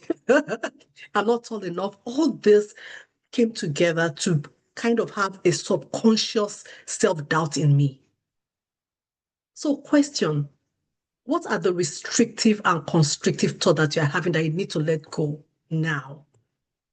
How do you accept who you are and know that you are enough? So everybody type in the chat, say, I am enough.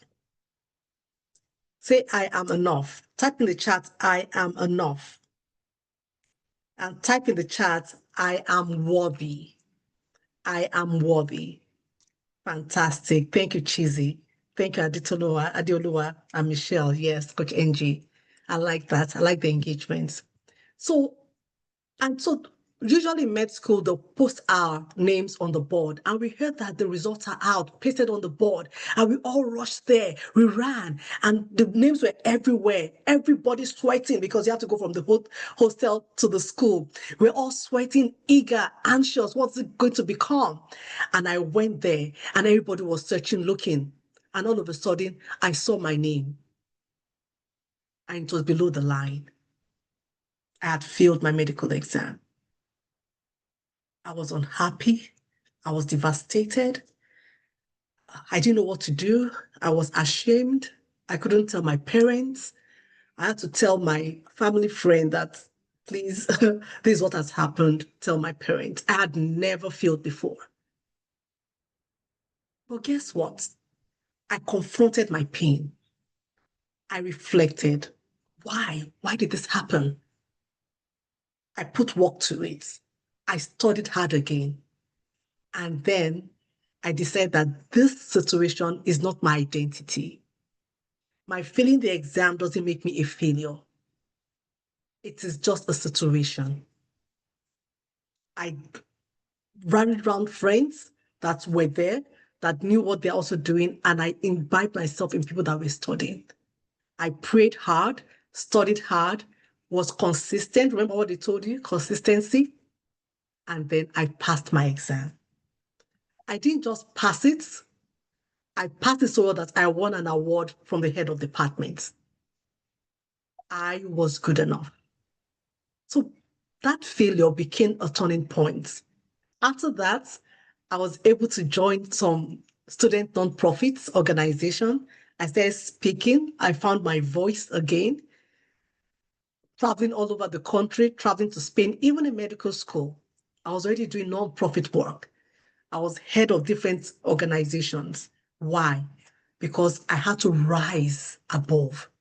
Rise above what? My failure. So you could see this line here. The failure was below the line, but I rose above it. So what are you going through right now? What are you going through right now? Think about it. What challenges are you having even as a teenager in your school, in your house? Are you the last child, the middle child? Are you the first child and you have to make sure that you are on top of your game? Are you in school and you're trying to get into the MBA? Are you trying to improve your violin? What are you trying to do? That sometimes it seems as if there's a stumbling block there. Think about it. And that's where resilience comes in. So everybody, if you hear resilience, what comes to your mind? Put in the chat quickly. What comes to your mind when you hear resilience? Improve, fantastic. Yes. Who else? Courage. Yes, courage. You need endurance. Fantastic. Yes. Erifioluwa. Yes. Sherry, yes. Rising when it gets tough. Fantastic. Sherry, thank you for that. iPhone improved. Yes. Resilience is all that and is equally bouncing back. Bouncing back even when things are tough and also seizing opportunities. We spoke about it. Seeing the possibilities, seeing the possibilities, seizing the possibilities and serving. And resilience, one of the major skills in resilience is adaptive skills. What adaptive skills do you have to do? In this day and age, everybody has to be adaptable. For you to be a leader, for you to be top-notch, you have to have adaptive skills. And there are three things. Number one, when challenges come, what do you think about? How do you react? How do you think? What are your thought awareness? We spoke about the A, awareness. What are your thought awareness? Are you like, oh my God, this is the end of the world. I cannot be good. Nothing comes out of me. No, never say that. The second thing, that how do you act? How do you act in times of challenges? Do you think through it? Have a growth mindset rather than a fixed mindset that nothing can come out, or you just behave in a way that shows positive energy, in a way that shows that you can overcome, in a way that shows that you're a success, a possibility, a person filled with purpose, a royal priesthood, a chosen generation, a light on top of the hill, shining bright for everybody to see. Do you think you are that? So take a moment to think about it. So I want to challenge us again, like they've been daring us, that you are filled with possibilities. Okay. Now, remember, pain is a teacher and not a terminator. We mentioned Walt Disney, Michael Jordan, so many people that was mentioned just now, where initially they thought, oh my God, I don't have good imagination, and it was sacked. And now he's the owner of Walt Disney. He did everything. We heard about Steve Jobs, who was sacked as well. And guess what? He owns all the iPhones, all the Mac. So you can turn your pain into purpose. The pain you are going through right now refines you. Pain does not define who you are. Failure is not your identity. Not doing something right the first time is not your identity either. Everything is the process that refines you. Every struggle carries a lesson. The lesson is what you see. Do you see that is the thing you are learning from? The person that created the light bulb did it almost 999 times until he got it right. So doing something first and failing it doesn't make you a failure. It doesn't. It's actually an opportunity to learn it again, right? So you have to confront to conquer. You can't conquer what you refuse to confront. You can't conquer what you run away from. But when you look at it in the face and say, okay, it has happened. I rode my bicycle the first time, I fell down. I rode the second time, I fell down. I'm still going to ride it again until I get it. And that's the mindset I want you to have, where you're able to pick up that thing and do it again until you get it right. So you face your fears and failures head on, like a bull that charges on. And a bull is a symbol of success. It charges on. It doesn't recede. It conquers. And failure again is a feedback. It is not final. It is a feedback. So for me, my failure built resilience. It built focus and unshakable determination. Everybody type in the chat, say, I am determined. I am determined. Fantastic. Yes. Conquer your fears. I am determined. Yes. To be a possibility. So I'll fast forward to 2024. We had part of the senior leadership at MS, and we just had the end of year strategic meeting and retreat. I was there with so many people.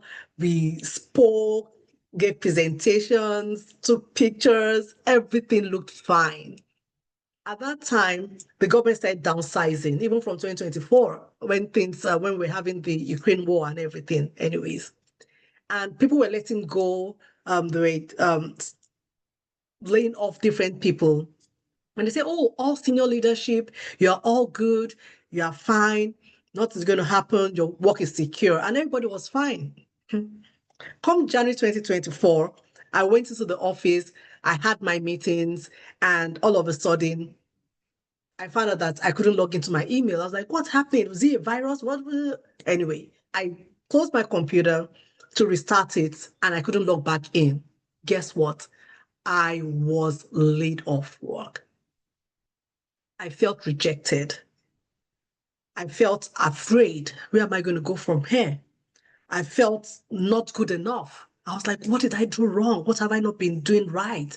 Have I not been adding value? And what was I not hardworking enough? I started doubting myself. And I called one or two friends. I said, see what has just happened. And they encouraged me. And after that, what did I do? I plugged myself in. I said, what is the next step for me right now? I love speaking. I love coaching. I love equipping. I love inspiring. I plugged myself into the John Maxwell Leadership Conference. I plugged myself into the American Public Health Association. I went there and I was happy. I met with friends that inspired me. I met with people that loved, liked, think like I do. I built my business in that short term. I built the IA Leadership Impact Consulting. I built my ACE Parenting.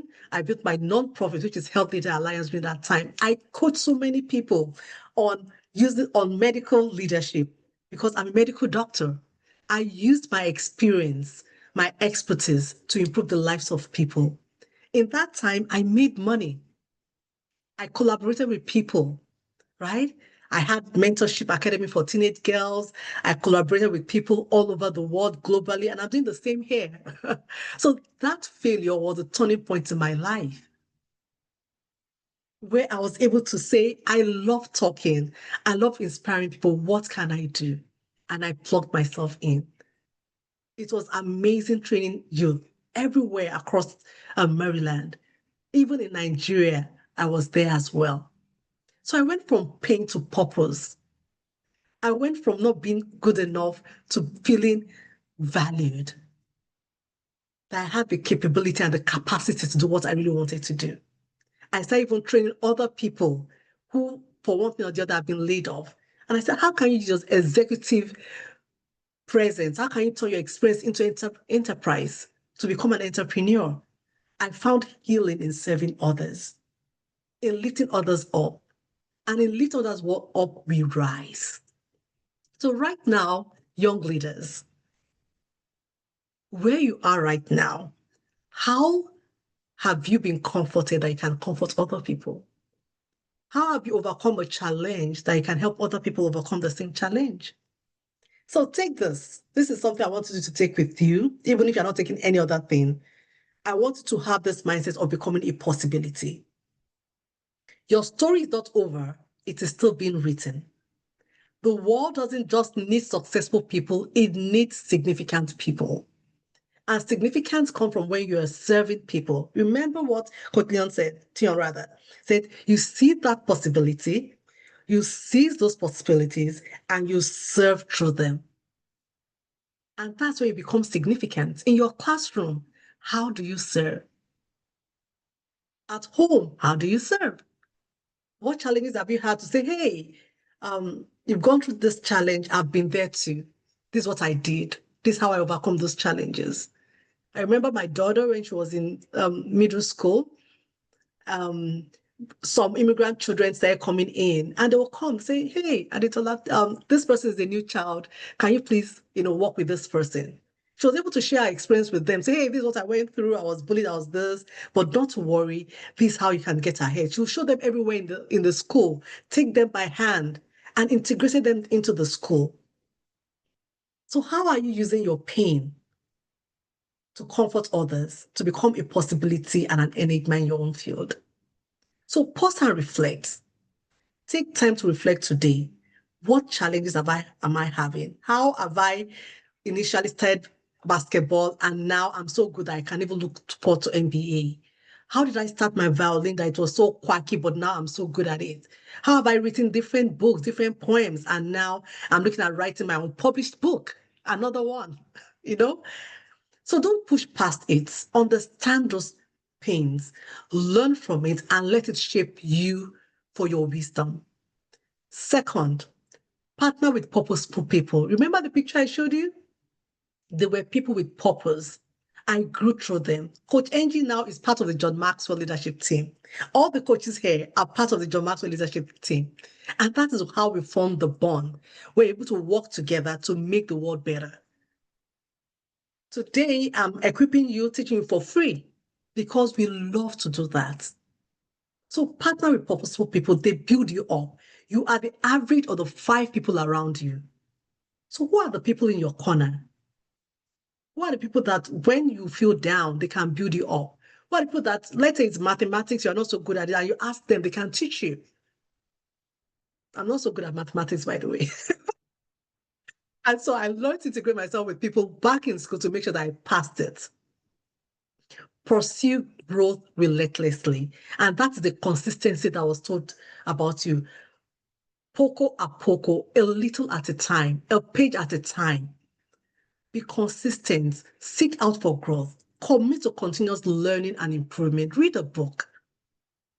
Whatever you want to learn more, read about it. So your greatest days are ahead of you. So refuse to settle. By the way, Sherry doesn't look 57. She doesn't even look 50. She looks 35. But she has encouraged you guys. Today, what is that seed that you need to sow and water every day for it to become that fruit you want in future? You are a possibility for that the world is waiting out for. And for you to be here today, you are made of great possibilities.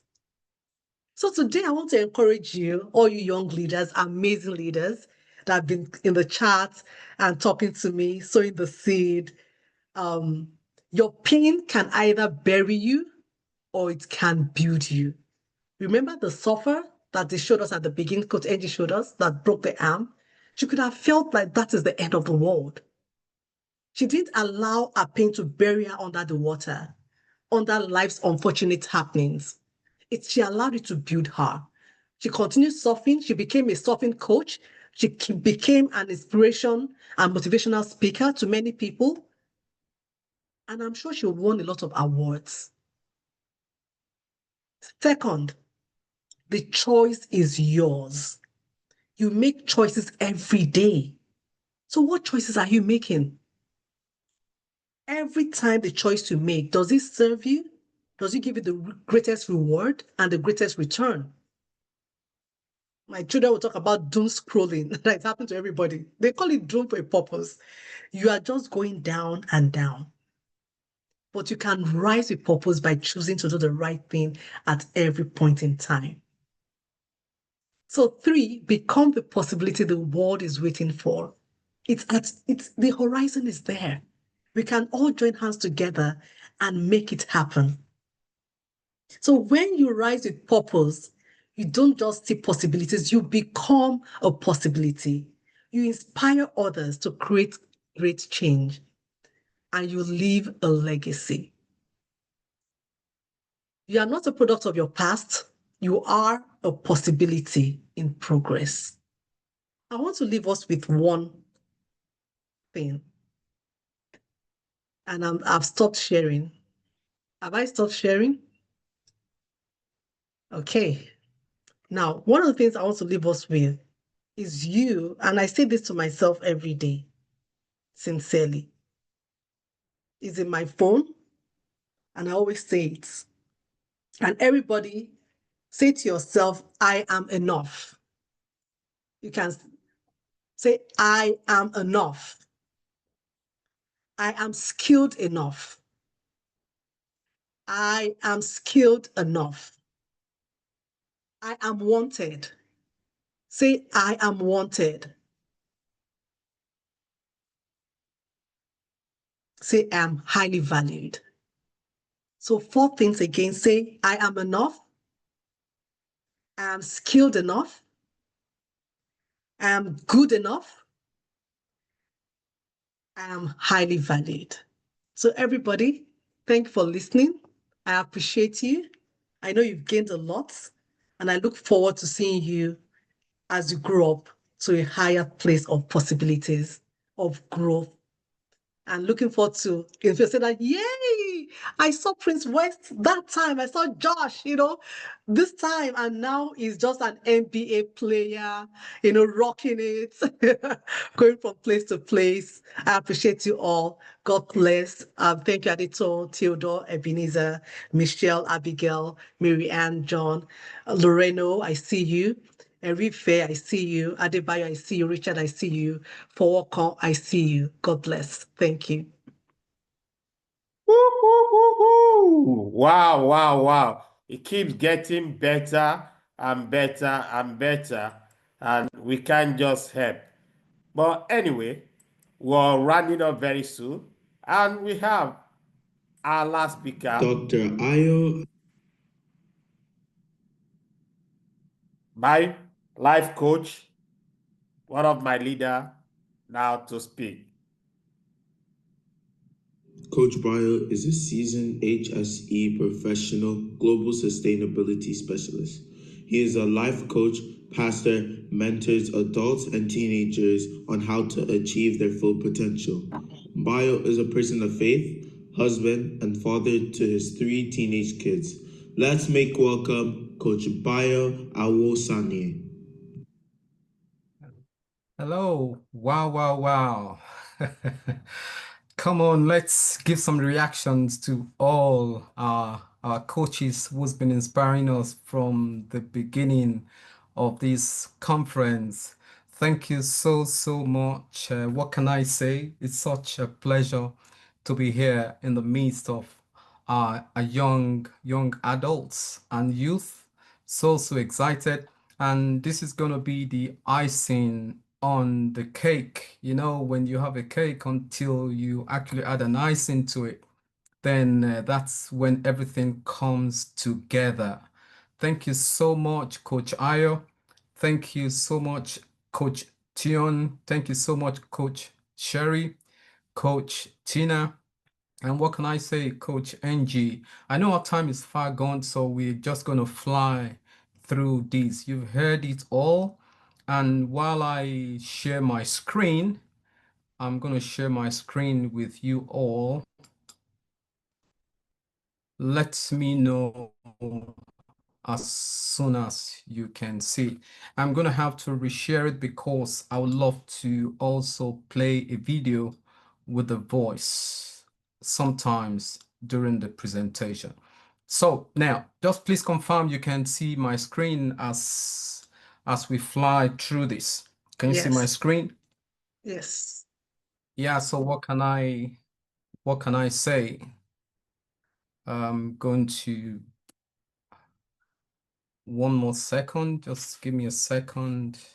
Just to be sure I'm sharing the right screen.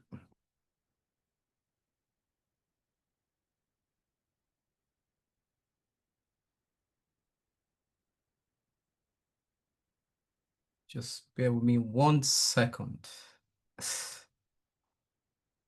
Okay. So now you can see it. All right, so just give me 1 second. I'm just going to make sure that I stop everything and just reshare it. It will just be 1 minute. Okay. What can we do?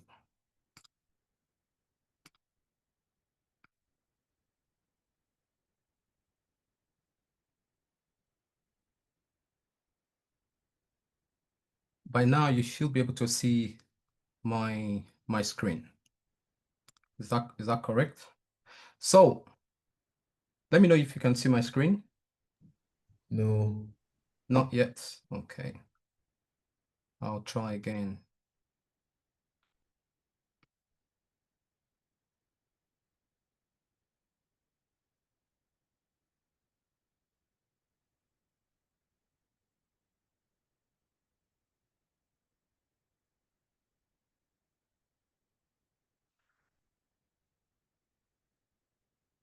Yes, so you should be able to see it now. Okay. By now you should be able to see it. I'm Coach Bayo. Thank you so much for the opportunity. We started with Coach NG. He showed us what it means to have many opportunities. And Coach Tina also inspired you to unlock your potentials. And what can I say with Coach Sherry? She dared you to go ahead and pursue your dreams. And with Coach Tion, he said, come on, seize those opportunities. And rounded by Coach Ayo, she said that you are all made of possibilities, that you need to act, you need to think and act and behave. You're not a product of your past. You are possibilities in progress. And in fact, I want to tell you that as you leave here tonight from tomorrow, maybe some of you are going to church and some of you will just walk out of this room, you will begin to see opportunities, and I can assure you. So tonight, I'm just here to inspire you. And if you look on your screen, you will see building self-image, building self-image. So what does it mean to build your self-image? What does it mean to build your self-image? So I'm going to actually see from another screen. So what does it mean? Just think about your phone for a second. If you look at the screen, you'll see we're going to talk about positive self-image. So you need to build it. So think about for a second. You have a camera, right? Every one of you, you've got your camera with you. So you can use your camera to take pictures of everything around you. Use your phone to take yourself, even selfies. Yes, you can. So imagine if you have a second camera, one that was constantly pointing inwards, looking at you, taking pictures of yourself, not just what you look like, but of who you are. That is what I call an inward camera. So that's what I refer to as your self-image. Your self-image, that's what we're going to talk about in the next couple of minutes. So is a mental picture, is a collection of your thoughts, is a collection of your feelings. You go around with that picture. You go around with that ability, your values, your potential. So I would like reactions in the group chat. because I want to know amongst you tonight, who amongst you, with all the things that you've learned tonight, you're going to be a leader. Whether you pursue your dream, you're going to get to a point where you lead. How many people would like to be a leader? If you want to be a leader as you pursue your dreams, I want you to please type yes, yes, yes, yes, yes, yes on the group chat. I want to see the reaction. You want to be a leader. And you know what? This is one of the most important things you must learn. Your self-image is not set in stone. I mean, the coach Ayo was telling you about not to doubt yourself. Not doubting yourself is actually bringing out your image of who you are, who God has created you to be. We heard earlier on that you're created for a purpose. For so many of you who are of the faith, you must have heard over and over again that you're created for a purpose, to fulfill purpose in life. So your self-image is not set in stone. And you're the only person who gets to hold that camera. You're the only person who can choose the filter, just like with you, if you're Snapchatting, if you're doing Instagram or Facebook. For some of you, I believe not all of you are on Facebook, but some of you do Snapchat. You can choose a filter, you can decide how you look. So that is who you are as an editor. So over the next couple of minutes, we will explore what it means to build your self-image, actually, why it matters. Why does it matter to build a positive self-image? And most importantly, I'm going to give you some practical tools to build that self-image. The self-image that is strong, that will make you to be bold, as Coach Tion mentioned to you, that you have to be aware. You must be bold. And what else? You must be consistent. So what are the tools that you need to be aware, to be consistent, and also to be bold? We will share that in the next couple of minutes. So let's dive in. Let's dive in. What's your self-image? Your self-image is the biggest determining factor in your success story. Coach Tina told you not to write your story because of your past. Your story is still being rewritten. So, and your self-image is also an important factor of your success story. And the way you see yourself in life would determine the level of that success that you are writing. Coach Ayo mentioned over and over again that your self-worth is very important.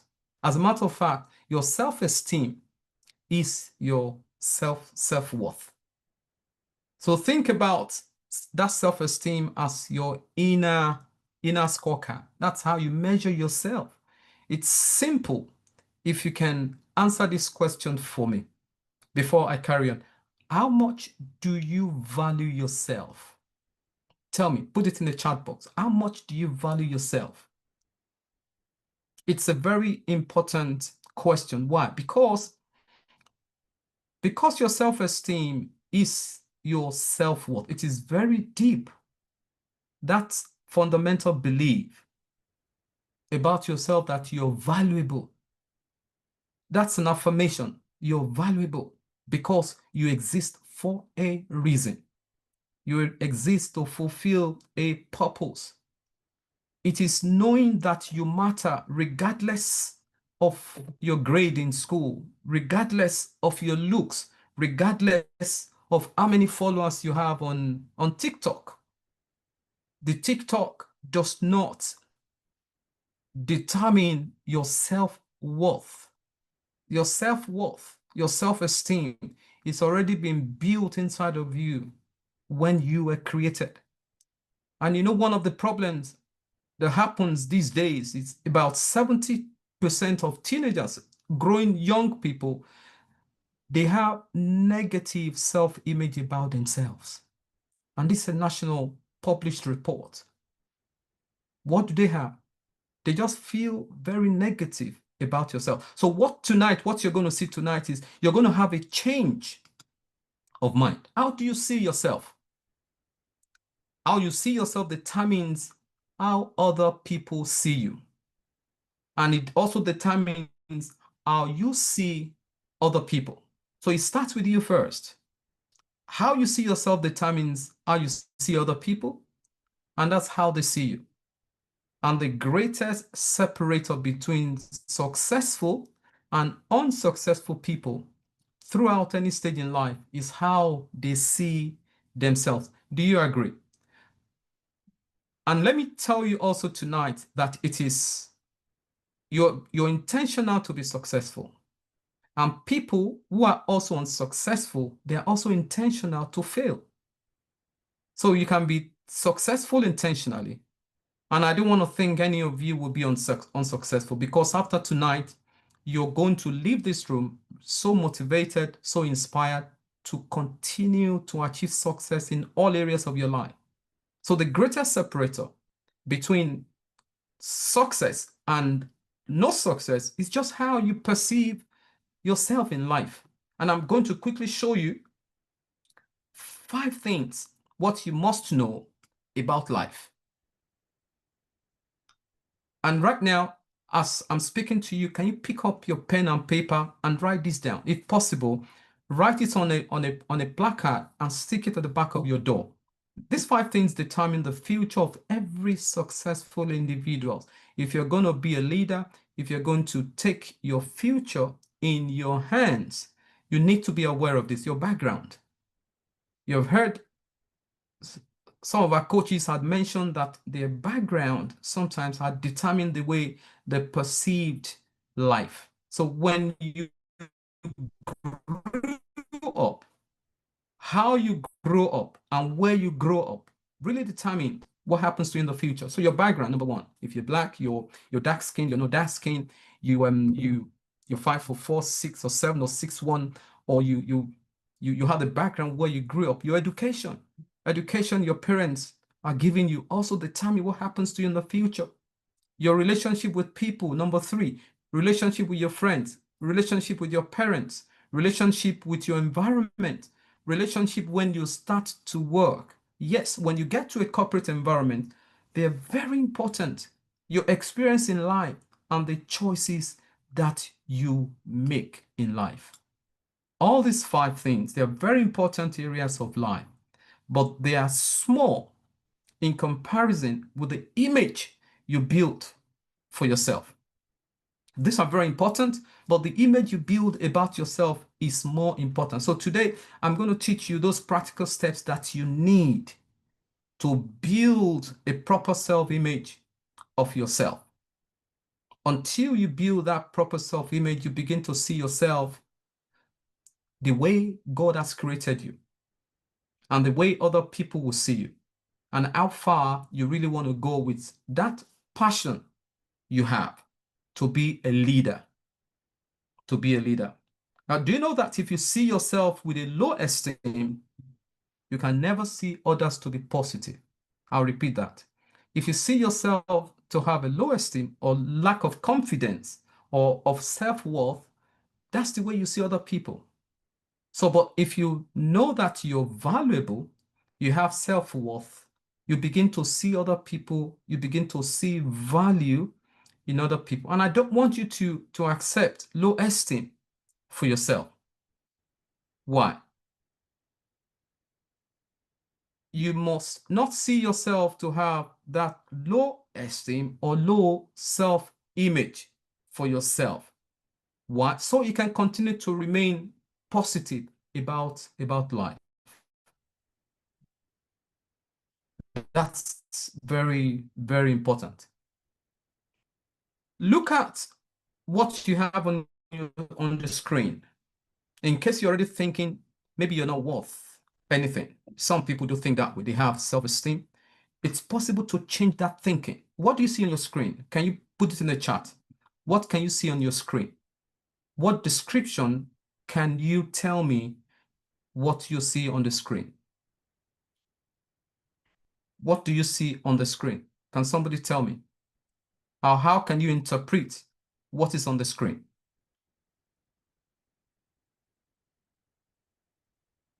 That's correct, yes. A cat that sees itself as if it was a lion. That's correct. A vision of the future. Thank you very much, Coach Sherry. The cat sees a lion. A cat begins to see himself as a lion. A young cat seeing itself as a lion. So how do you see yourself? How do you see yourself? That's what's more important. You think positive about yourself and you find out what you're good at and do it. We've heard that over and over again. Pursue your passion. Pursue your dream. How you see yourself is what you become. How you see yourself is what you become. Hanging out with people that make you feel good about yourself is very important. People you can learn from is very important. If you gather around people who bring you down all the time, who talk negative about you, about themselves, you begin to see yourself that way. So they begin to make you feel they are your mirror. What you see in the mirror is who you are. You know what? I'll tell you a very short story. When I was growing up, I wanted to improve my oral English. I could speak English, but probably not at the standard I wanted to. So I was very deliberate. I was intentional. I made sure every one of my friends could speak English properly. And I did that for many years. So if you hang out with people who are not what you're looking at for your future, you begin to act like them. Don't hang around people who make you feel bad about yourself, and that's very common. Don't hang around people who only see social media as a definition of who they should be. It should be the opposite. If you hang around with people who are optimistic about their future, hang out with people who are optimistic about their passion, those are the people who can make you to grow. So let's go to self-image proper, a skill. This is practical. Now, with what I've said for you so far, of course, we have to make sure we finish as quickly as possible. Can you please write down, if you don't want to write down in the chat, write it in a book privately. Now tell me, how do you now see yourself? Rate yourself from scale 1 to 10. Scale 1 as not really valuable, but scale 10, I rate myself to be very high. Self-image, be very pragmatic, be very practical. How do you see yourself? Then we'll move on to the next. We'll move on to the next. How do you see yourself? Because of our time, I'm going to move on now. So now we're going to watch a video. You've written down your self-image, you've scaled yourself, you've rated yourself. Now let us watch these very short video clips and let me know you can actually hear the video, the audio. Please watch. I can be a shark. Can you all hear it? Now my whole house is great. I can do anything good. I like my school. I like anything. I like my dad. I like my cousins. I like my aunts. I like my Allisons. I like my moms. I like my sisters. I like my dad. I like my I like my hair. I like my haircuts. I like my pajamas. I like my stuff. I like my rooms. I like my whole house. My whole house is great. I can do anything good. Yeah. I can do anything good. Better than anyone. Better than anyone. Right. So give me some reaction. Give me some reaction. So we're gonna move forward. So what is the lesson here? What is the lesson? Look, I can be a shark. What is the lesson? Yeah, I love my Yes. house, I love my hair, I love my mom, I love my dad, I love my house, I love my for you. Okay. So your self-image is the lead to who you become in the future. Your self-image is the lead to who you become in the future. So what that means is if you see yourself as a 6, right? Other people around you, you don't see them higher than the 6. And it is impossible for you to even go higher than a 6. If you see yourself as an 8, then you have the possibility, the full possibility to even go higher. That's how you see yourself. If you think you see yourself much below 5, after tonight, I expect things should change because you've been inspired. So what I want you to take note here is you may succeed if nobody else believes in you. Yes, it is possible. But you will never succeed if you don't believe in yourself. That's the message you should take away from here. If you want to take the picture of this or write it down and stick to the back of your room. You may succeed if nobody else believes in you, but you will never succeed if you don't believe in yourself. You'll only succeed if you believe in your dream, in your passion, in what God has created you to be. So your view of yourself determines your behavior. So look at yourself in the mirror. Nobody can ever outperform their self-image. So if you see yourself in the mirror, Coach Ayo gave you the affirmation, and you heard the young girl, Jessica, there. She kept affirming every day. What Coach Ayo gave you, please don't forget. Keep affirming. Keep telling yourself. Look at yourself in the mirror every day before you go out to school. Nobody can outperform you. Tell yourself you're beautifully created.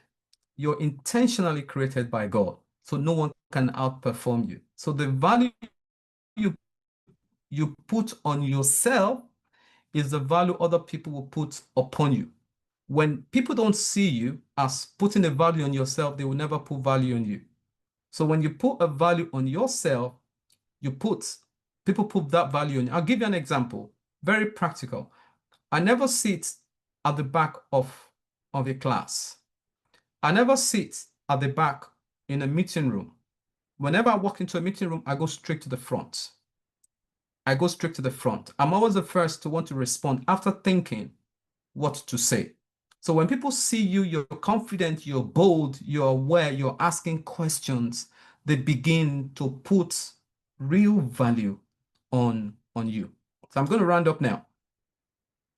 My coach, my mentor says, John Maxwell, he says, if you place a small value on yourself, be rest assured the world would not raise the price. When you make the world to know that your value is 5, that's the lead they place on you. You're the only one who can raise your self-worth. You're the only one who can raise your self-image for the world to know who you are. So be intentional about your own self-esteem. What did I say? Be intentional. You must see value in yourself first before you can see value in other people. When you see yourself as number 7 of value, you only see other people below that. To be a leader, you want to see value in other people. That is the impact you make. Begin from now. Because whatever you build in yourself now is going to be with you for a very long time. So I'll leave you with just 5 things. 5 things. Practical tool. Number 1, you guide your self-talk. Be intentional about the conversation you have with people. The conversation you have about yourself also is very key. The affirmation every day. Affirm every day the way you see yourself, the way you want people to see you. Number 2, never compare yourself to anyone because you're beautifully and wonderfully created. Stop comparing yourself with anyone else. when you do compare yourself with anyone else, two things can happen. You're seeing them as more superior. Number two, you're seeing yourself as much less of a person. So never compare yourself with other people. Number three, from tonight, I want you to move beyond your own self-limiting beliefs. Whatever you believe about yourself, stop now. Start to see yourself as intentionally of worth. You have a worth. Move beyond what you believe now to another level of telling yourself you have a high self-worth. Your self-image is high. And peradventure, maybe after, when I asked you to do the scale, you were fine. After now, you need to go much higher. That's how people will see you. Number four, you need to take note. Write this down. I'd like you to please embrace a positive image about yourself. Positive image about yourself. When people say things that are unacceptable to you, you reverse it. You say it back in a positive way. From tonight, embrace positive image about your life. You must move beyond just thinking you are minimal. Number five is very important.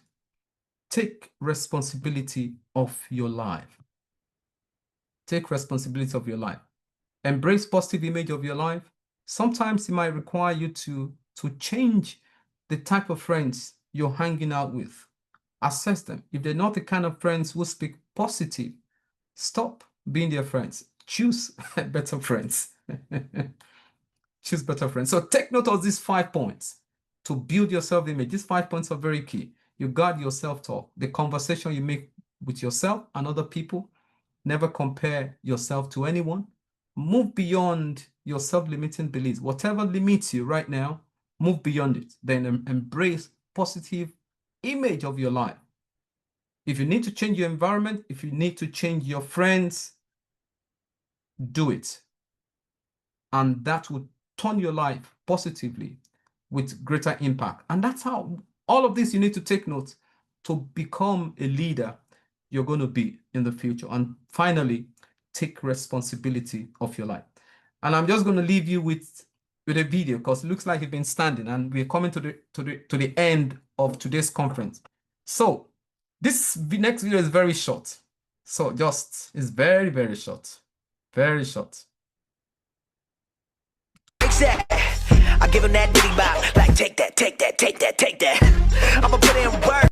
Yeah, so I wrap up with that. So take that, everything you've learned today, and be a leader of great impact to the generation. Thank you so, so much. Over back to you, Coach Angie. Hoo-ha, hoo-ha. Please just put your hands. Thank you, thank you, thank you.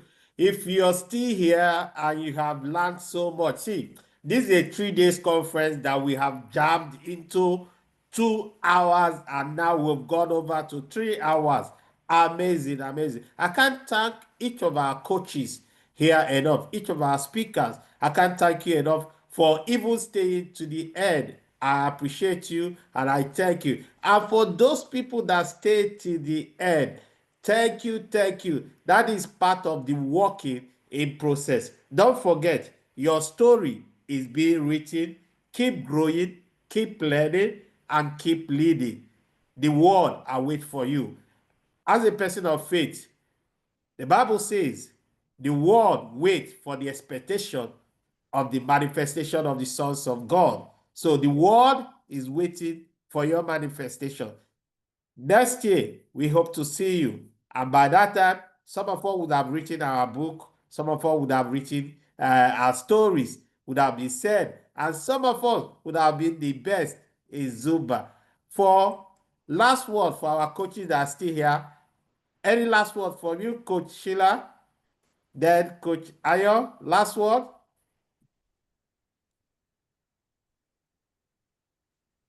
For me, from me to you, I believe in you. I believe in you, and you have to believe in yourself.